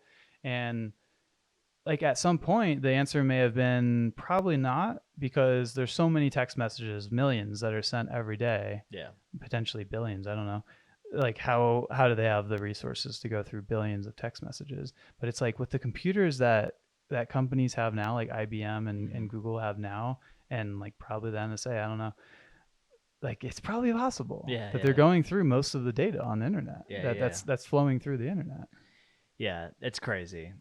It's scary Yeah. because at some point it gets so big that it's just computers running it, and then you're just like, yeah, now you have faith in these systems that I have no faith. yeah, no faith. Yeah. Yeah. I don't know. Even like self-driving cars, Yeah. it's great, and I think it's probably better than humans in most cases. Yeah. Uh, like, I can't remember what it was for Tesla, but I remember reading something at some point that said this is how many decisions a Tesla's computer can make at one in in an instant, and it was like, oh my god, if like this, a human can't do that. I can barely speak, and but still, It's still not good enough right now, though. That's the thing is, it's only as good as you can program it to be. right. Yeah. And like, you got Elon Musk talking about like Neuralink and all these future tech things that are, I don't know. I can't see that. I can't see us kind of going from like where we are now to like computers running society in the next 10 years. Like, I just don't Yeah. see it. I can see kind of like a cyberpunk future. Yeah, that's how it's gonna be until I mean, we have to merge at some point, right? Yeah. And- But I think it'll be that slow progression. Like, yeah. like one day someone will have the Neuralink kind of thing, but like no one's really gonna want it. At some point, some people are gonna take it. And it's gonna be so expensive. There might be some people who die from it. People Yeah. are gonna jailbreak it. Like, yeah. it's just gonna happen. Make me digest food faster, Right. jump higher. Yeah. Sports are gonna be crazy. Yeah. Yeah. The CEO of NVIDIA said that Moore's law is dead. Yeah. Yeah, I heard that. Yeah, because they couldn't keep up with it.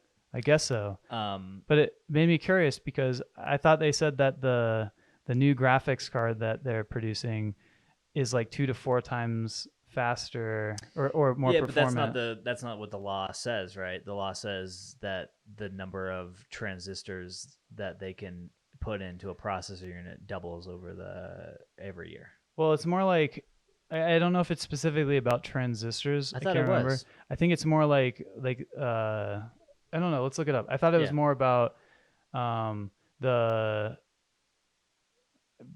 processing power, like doubles every 18 months or something like that. Oh, okay. Huh.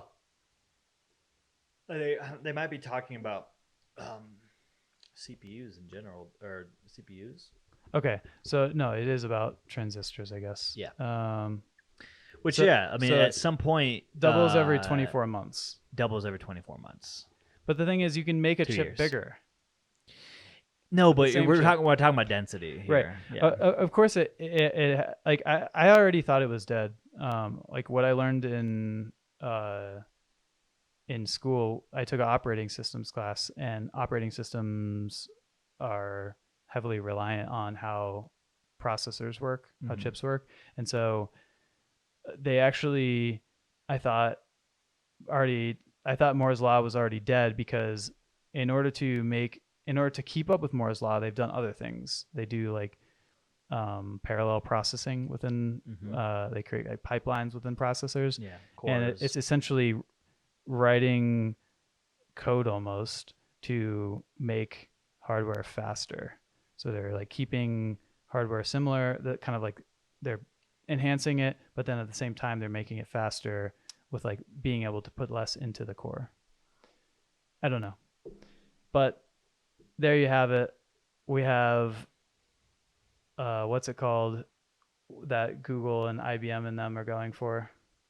Oh, yeah, the sentient AI. You know, it's the type of computing where you can compute two things at one time. Oh, parallel computing. No. Damn, what's it called?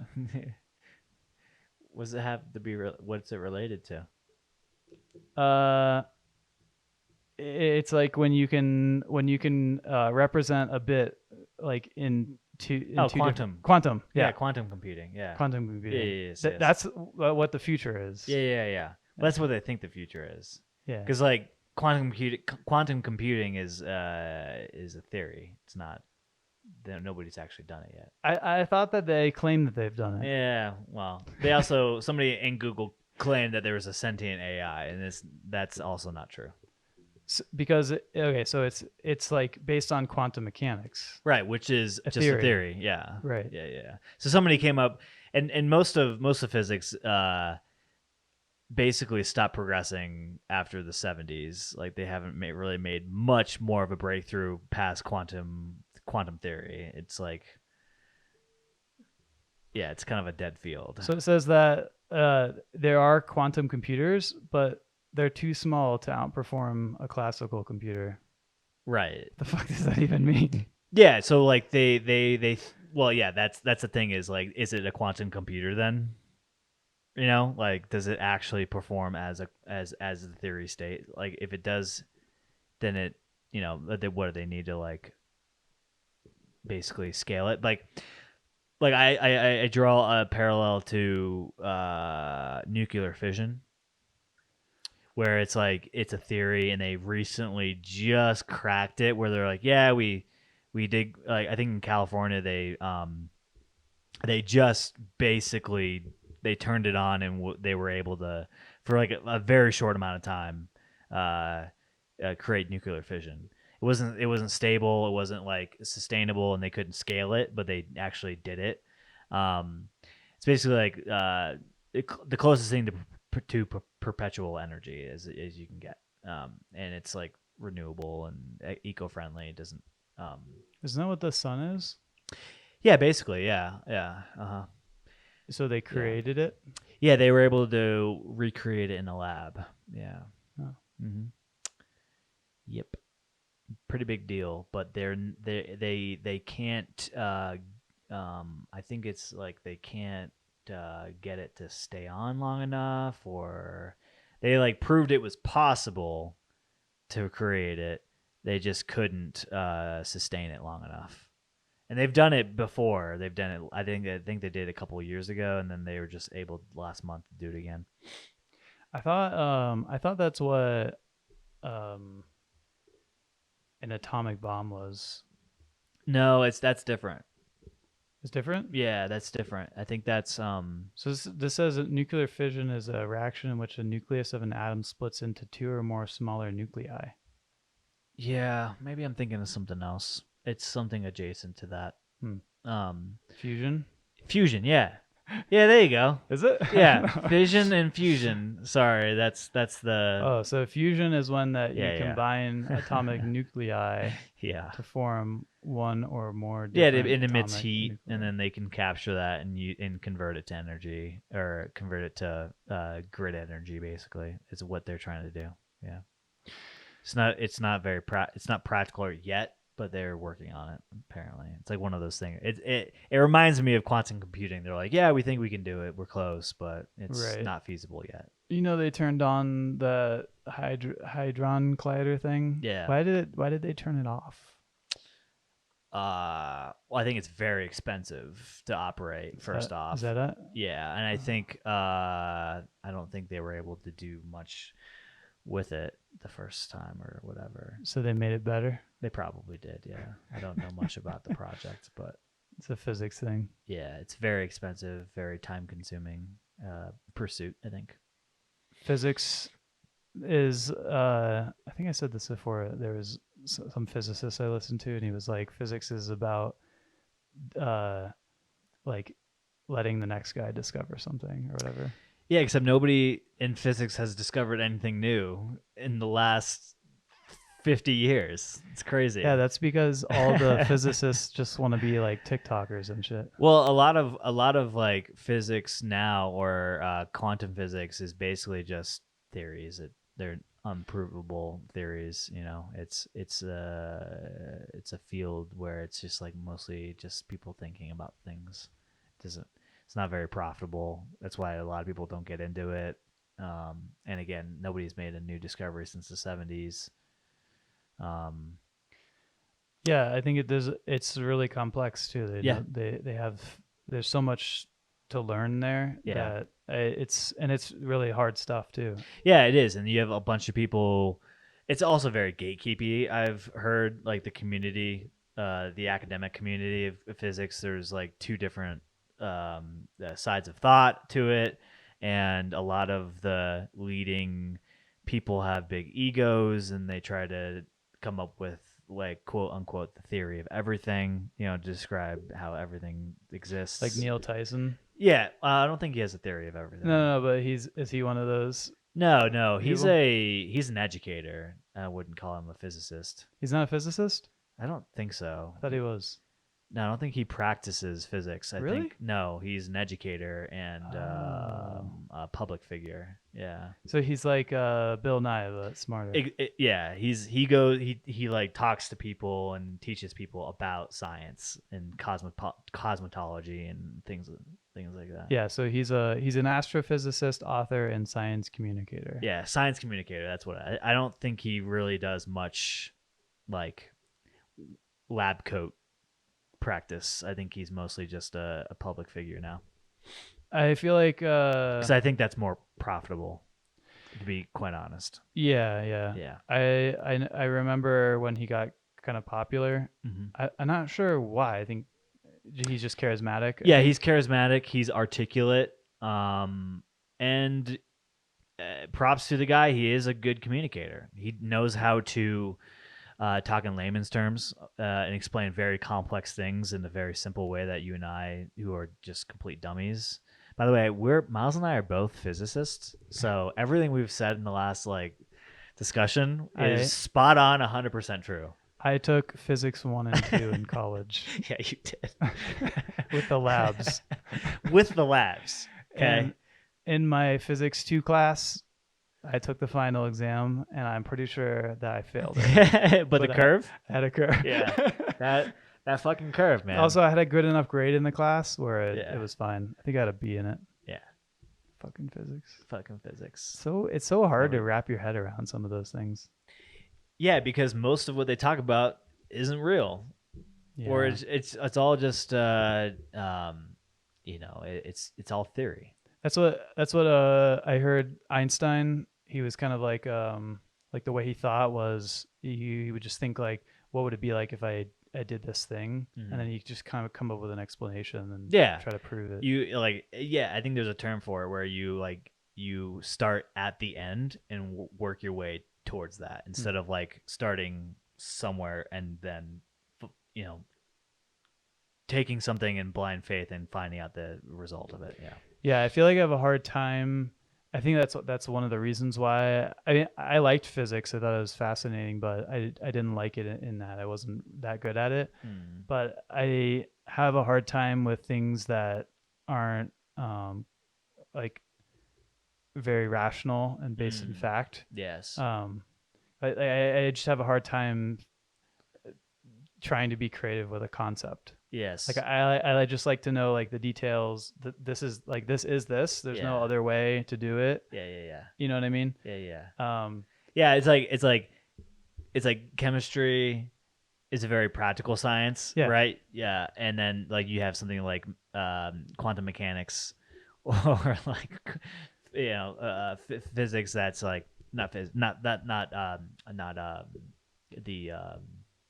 practical use of physics, but like the quantum physics or whatever, where it's just like the artists of the science community, very like forward thinking and abstract and Yeah. Yeah. It's weird when you always thought something like I think we probably both grew up thinking like evolution was it like it's evolution's a thing, right? Yeah.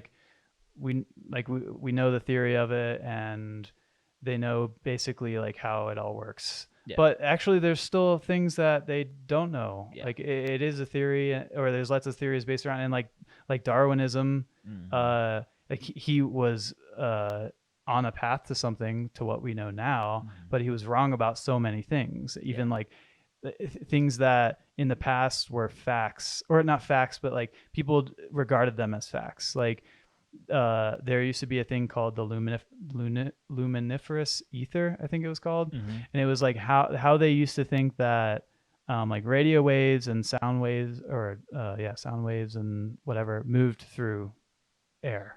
Yeah. It was like there was like this. I think it was like there was a plane and they moved along the plane or something like Yeah. that. Yeah. And for a long time, all these people were like, "That's how it works." And then at some point, they disproved it and they were like, "Okay, it actually works like this." Mm. Right. And you were like, for that long, like that whole period of time, people thought that this was like, yeah, it probably was a theory at the time, which that's what people always say about evolution. They're always like, it's just a theory. Yeah. You know what I mean? And you're like, yeah, it's just a theory, but like it's like mostly true. Like, or like we know most, like we know a lot of things that are true that we can prove through science experiments and whatnot.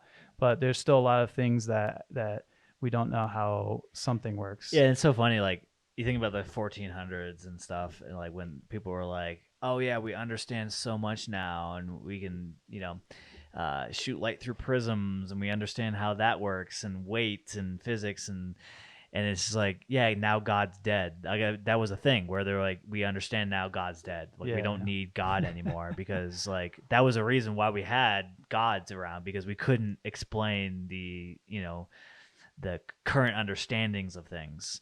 They're like, yeah, nobody's gonna believe in God anymore. We don't need him. It's like, yeah, fast forward, Yeah. 600 years or whatever, and it's like, yeah, people still believe in God. It's Yeah. crazy. Yeah, it's weird. So I don't know. I like coming back. I feel like as I learned more and more, like when I went to college and I learned more about the things that I thought were kind of like they were just fact, like they were known things. You learn more and more that there's people don't know as much as you think they did. Or people aren't as brilliant as you thought they were, things like that, where you kind of become like, oh shit, the world's kind of a mess. Like what is math? You know what I mean? Yeah. Fuck it. No, it's like, yeah, think about 100 years from now, if somebody came back to visit us, and showed us the latest technology, we'd think it'd be magic. In the same way that if we went back 500 years and showed somebody the iPhone, they'd think that's fucking, they'd burn you at the stake. It's like, it's in that kind of train of thought, but yeah, weird. Yeah. Yeah. The world's gonna end in like 2 the days. next year Oh anyway. yeah. Because of Russia. Yeah. The nukes and Did you hear the what supposedly how like the whole thing about their mobilization? Yeah, they're instilling a draft. Yeah. Yeah. Right. So they said that they're gonna mobilize 300,000 men. Yes. But supposedly someone's reporting that it's actually up to 1 million. Oh my god. So they like in their the law, like whatever the draft thing that they're putting up, it's actually 1 million. And I watched this Russian YouTuber. Okay. Actually, I used to watch him on TikTok before they banned TikTok there. But he's still able to post to YouTube. And so I hadn't like watched his stuff in a while because I'm usually not going on YouTube that often. And so I looked today, and he did a video about this mobilization thing. And he said that they changed the law about getting drafted and if you refuse to go. So he was like, before, if you got the law basically stated like, if you got drafted and you didn't want to go, you just like didn't show up, you probably would like get in some kind of trouble, maybe Yeah. like fined or whatever. Arrested, maybe. Yeah. But he said now they changed it to where if you don't, then you go to it's like a very harsh sentence. You're going to prison. Oh, Yeah. yeah. So that's why people are leaving Russia. Yeah. I saw it was like a plane ticket out from Moscow or somewhere to like somewhere close by. It was like, Yeah, like Turkey is a $15,000 a Yeah. ticket. Yeah. Yeah, they're yeah, Price gouging's a bitch. he was talking about that, and he was like, for instance, there's like one ticket left to go to this city or whatever. I guess it's like out the next few days. Yeah. But supposedly it's like people who have experience, who were in the army, Oh yeah. who have some kind of like maybe police officers, I don't know, stuff like that. Yeah. But yeah.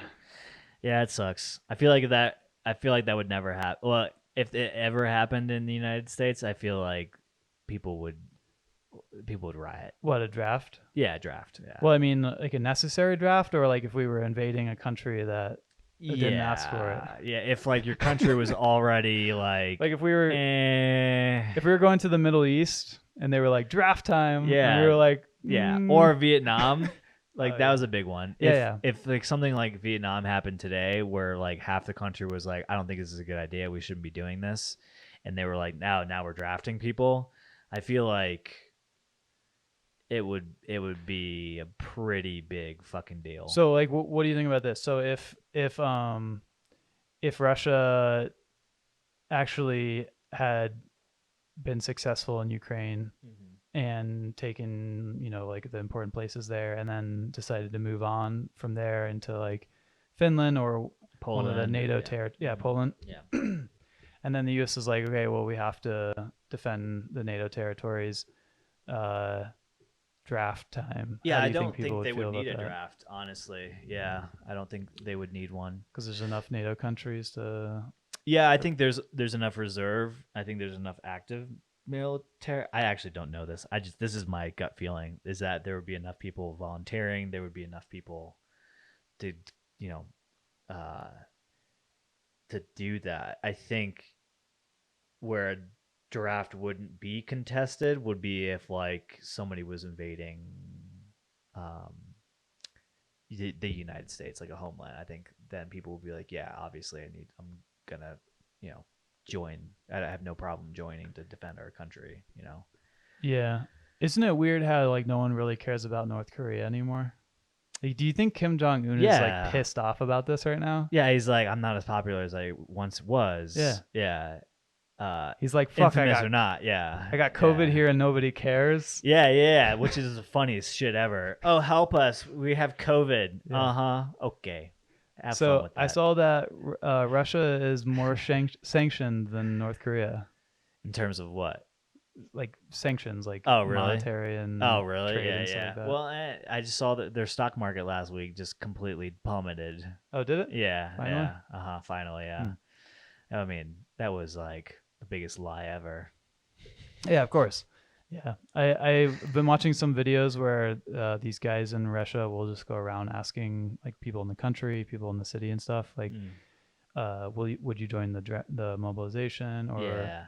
like what do you think of? Or one of the questions was what country do you hate the most, Okay. or which country do you hate? Yeah, right? yeah. Like, which What country do is you hate? that? Yeah. What was the answers? The two answers were well, actually, one person said Poland. Okay. Interesting. And the What do they do?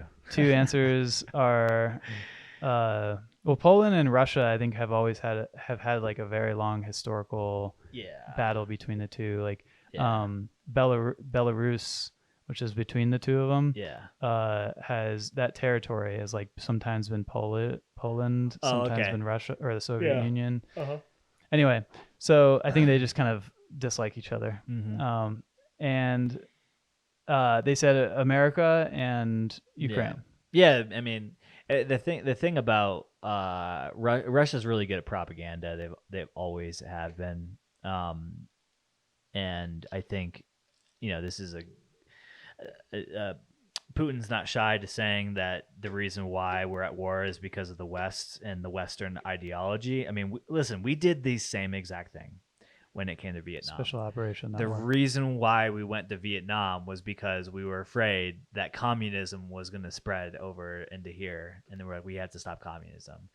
Russia's basically doing the exact same thing. They're going Western ideology, Western way of life is they're trying to impede on Russian, culture, and if we don't do anything about it, they're going to have their way. And they've also said that they're fighting Nazis in Ukraine and saving the Ukrainian people from Nazis. The Russian people from the Ukrainian Nazis. No. Right? No.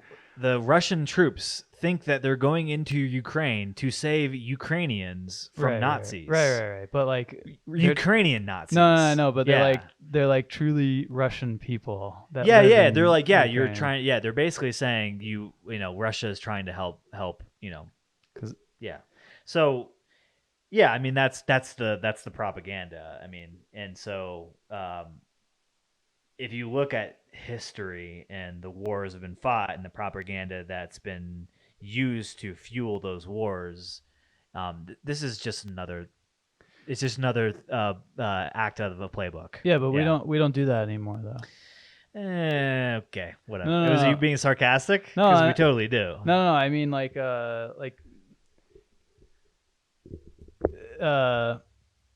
not really.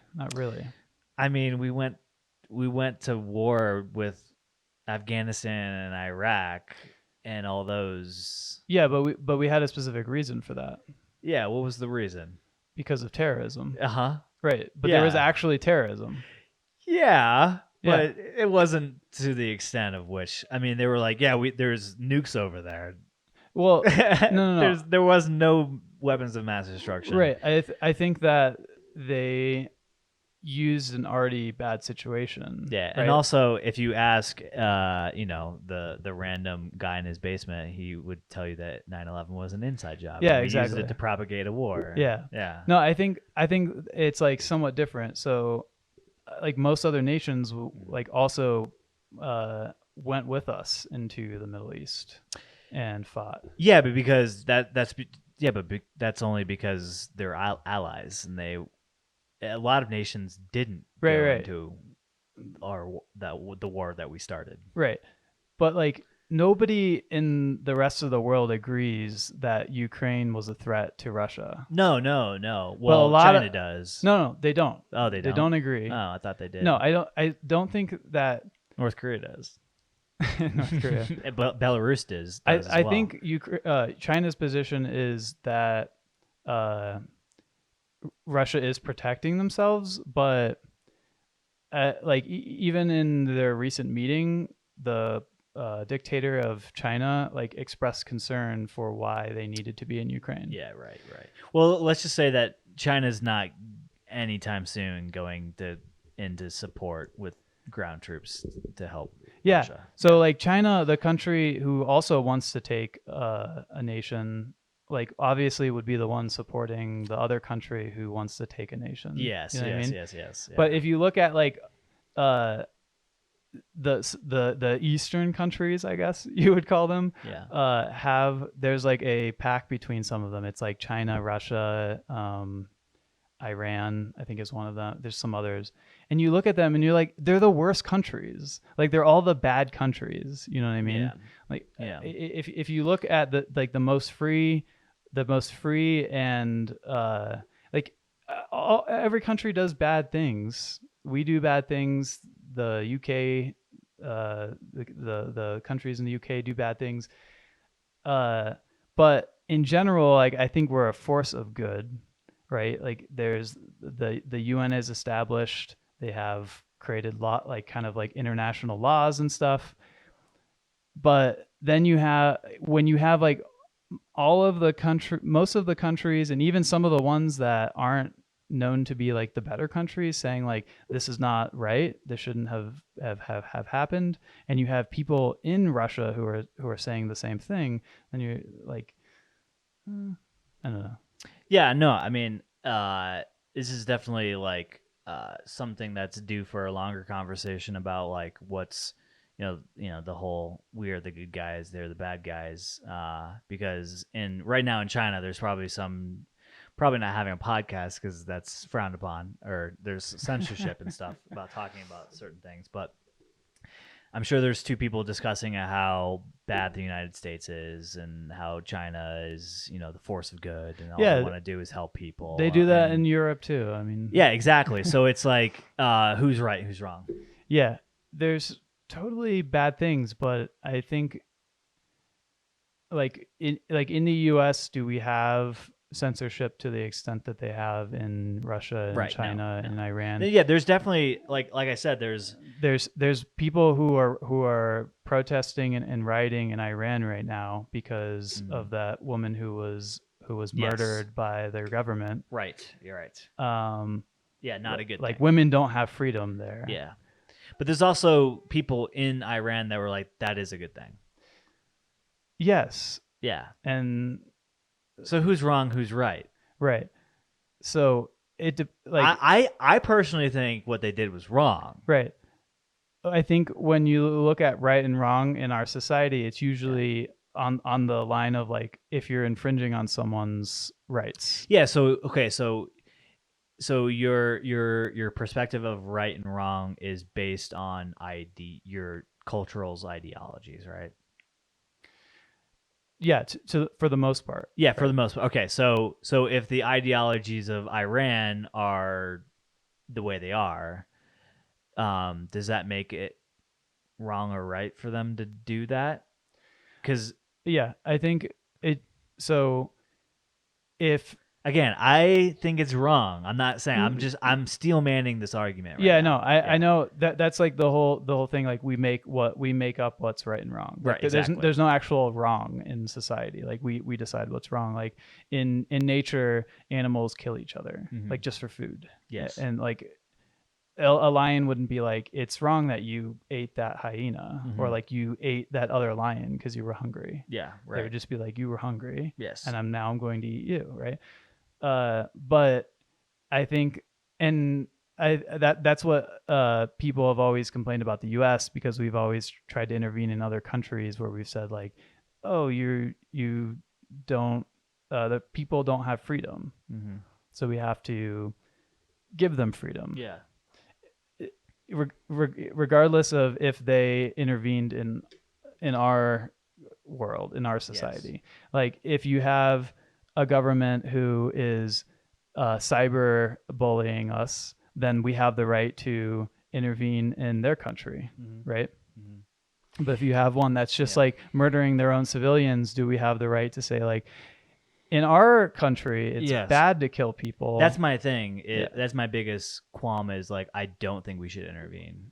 Like if I think if we do go in and be like, Iran, you shouldn't be doing that, or Russia, you shouldn't be doing that, that's going to start World War III, because then it's just going to be Iran going to its people, look, the Westerners are coming in to take over your way of life. We need to protect our way of life. We need to protect our history. We need to protect our culture. We need to protect our allies. I never think going into a country to overthrow a dictator or intervene politically is ever a good idea. Like ever. Yeah, like not even with Ukraine. Yeah. Okay, no. So we should have just let Ukraine get taken by Russia, because they would. I think they would. They probably would have. Yeah. They probably would have. Yeah. And then what happens? Yeah. I mean that's a discussion for somebody who knows a lot more about that situation. Yeah. But isn't it a show of strength to be like, fuck off, Russia? Yeah. There's definitely like a line, right? Yeah. Where that line is. I think the United States has overstepped that line in a lot of ways that they probably shouldn't have in the past. And like saying we need to take out Putin. Yeah, not a good idea. Yeah. Or go in and overthrow or help overthrow a dictator to just put another one in. Oh yeah. Or, right. The Venezuela thing was a terrible thing. I think that goes back to my whole point earlier about people not really knowing. Like, Like we trusted we trust the doctors, we trust the police, we trust the government, we trust the military. I think that there are probably people in government who were like, we're gonna take out the dictator in whatever country. We're gonna stand up a new government. The people are gonna be free. We're gonna do this. We're gonna make some money off of it because they have oil, whatever. And then like they went and did it, and it was a shit show. Like you have the director of whatever, the CIA, like the old director, former director of the CIA, who's saying like, oh yeah, we went in and paid like these guerrilla groups to go and fight against the government. You know what I mean? Right. Yeah. Like they went and made they made terror, like, or they funded terrorists. Yeah, groups. they basically United States basically created ISIS in that way. Yeah, It would be and like Taliban. if Russia came over here and started paying like the Proud Boys and the Oath Keepers and Which like they all these Yeah. like extremist groups Yeah. to go start like rioting the or Yeah, like culture taking over the wars, you know. Yeah, And definitely. we're like, that's fucked, right? Yeah. I mean, listen, it's like it's a complicated issue. I don't think it's one that no one can. I think you can have good points and talk about the bad points. It's not. It's like one of those discussions. I don't think anybody's right. You know. It's like racism. No, I don't know about that, but yeah, it's like listen, if the United States was, Ukraine, we would want people to come help us. I think it's a hard discussion to have when you are, arguably the superpower, right? Yeah, So of course, because that's a tough one. Yeah, that's the other thing too. Is whenever you listen to someone like Putin speak and they say, the U.S. is bullying us, and which, like, yeah, we West were. is bullying us. He had like, I'm not gonna defend what Putin does, but like what he's saying, he does have. There is some substance. Yeah, there. because there's so much history, especially between Europe and Russia. Oh, yeah. I mean, I know he always talks about like, oh, America's the enemy, but like we said the exact same thing during the Reagan era. The Russians were the enemy. I'm watching The Americans right now, which is an FX show about it's basically through the perspective of the KGB living in America, operating in its own cell. And it's interesting to watch the perspective. I mean, obviously this is fiction, but it's based on history and stuff. It's interesting to see the perspective of the United States at the time towards Russia. Like they were the complete enemy. Like we wanted to eviscerate them, basically. Right.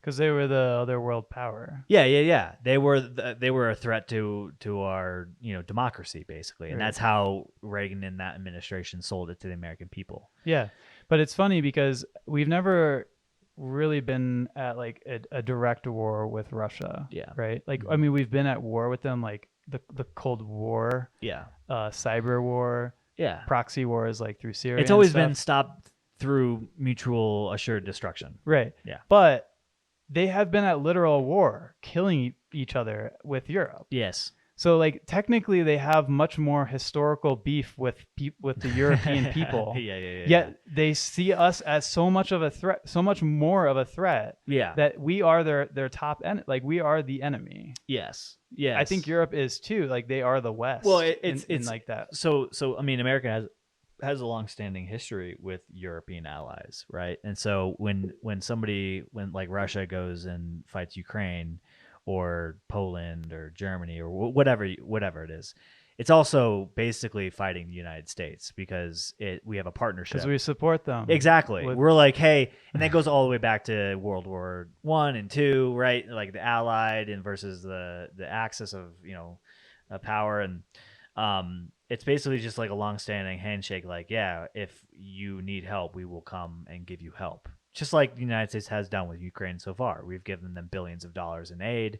And without that, surely we would have to assume that they would not be where they are right now. It's also it's so weird because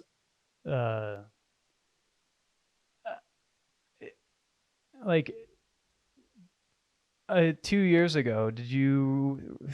I mean, I know the U.S. always talks about, like, the news is always like, "Oh, Russia's meddling in our elections and stuff," right? And you're like, Mm. "Come on, Russia, like, fuck off," right? Yeah, yeah, But yeah, in yeah. general, you weren't like if someone was like which country do you hate the most? Russia, like you wouldn't really think of Russia. You'd just be like, Russia's Russia, whatever.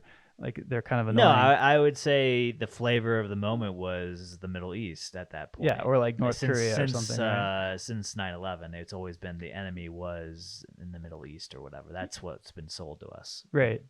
And if you've ever, like, even now when you meet a Russian person, Mhm. you're not like No, that, like, even came directly from Russia. I think You don't care at generally, all, right? I think generally anybody who comes from anywhere, I don't have a problem with. It's like, it, and that's again like a whole this discussion about propaganda and like nationalism and how those go hand in hand and it's at the end of the day it's just governments fighting other governments. It's Right. not, the Ukrainian thing is a different, I think, a situation because it has to do with like the division of people during the fall of the Soviet Union, and some Russians becoming Ukrainians, and this and that and the other.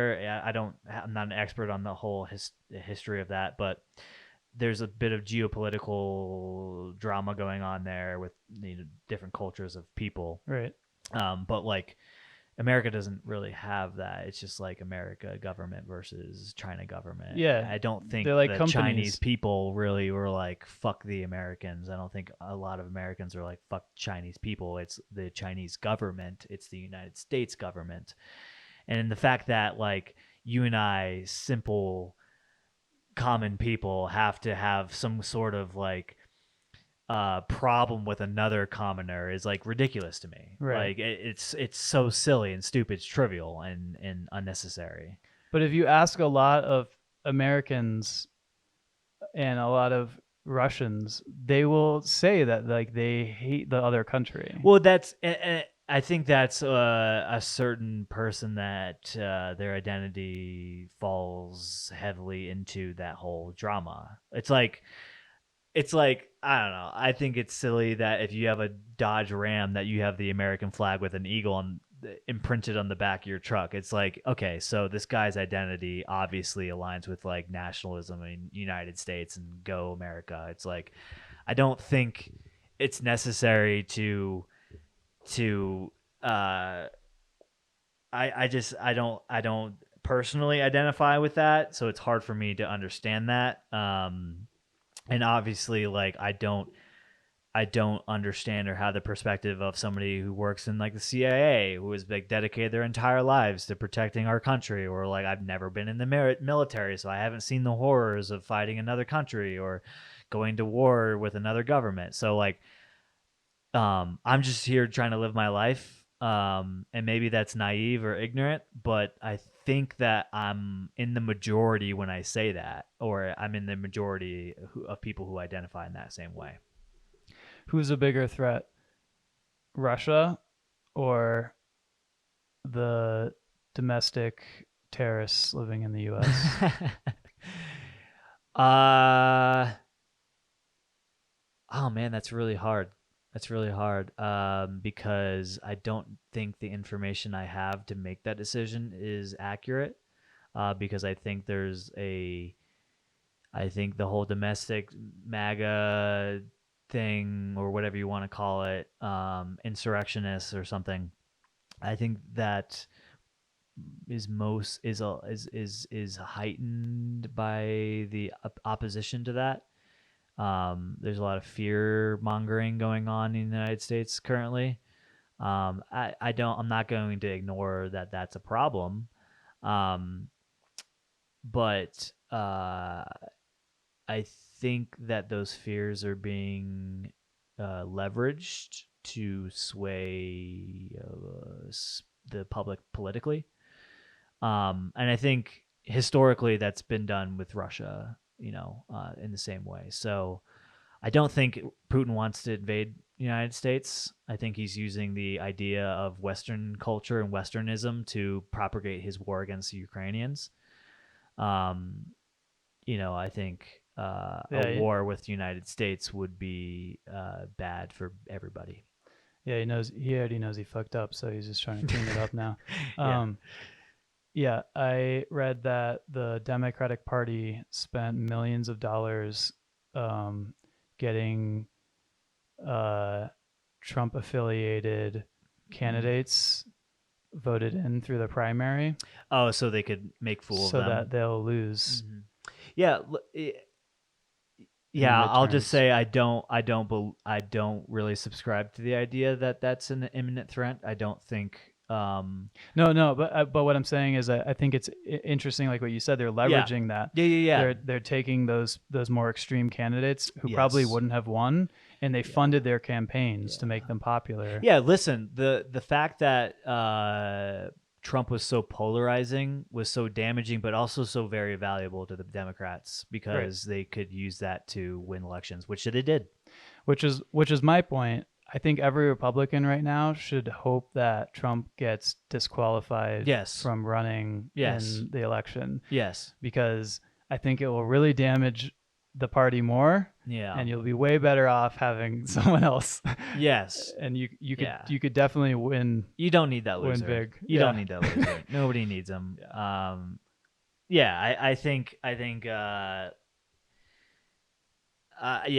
be pretty worried if come time to elect the next president that he's on the ballot for the Republicans. Yeah, I think that'd be not in anybody's interest.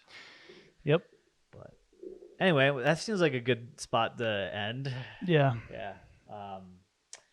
Thanks for listening, everybody. We hope we covered a lot. We didn't cover how harmful 5G is for you yet, but next episode that's coming. So be on the lookout. Yeah. Also, don't get your booster. Was boosters still a thing? I don't know. Yeah, you can still get boosters. Nice. I've seen stuff in the news. Yeah, actually, it's a requirement. If you want to be on the show, you must be boosted within the last week. Anyway, thanks for listening. Thanks for watching. Of course, subscribe to us on Apple Podcasts, Spotify, Stitcher, YouTube. And if you're hungry for more, you can visit our Instagram. We post a lot of great photos and the recipes that we use to make these cocktails that we're drinking. And we hope that you can take some of those and make them yourselves and enjoy it at your home. So check that out. Check out Original Kin, the scripted audio drama. First chapter's out now. And of course, always check out what Miles and Sarah are up to at Adventuring Eyes on Instagram or adventuringeyes.com. And till next time, adios. Fuck OnlyFans.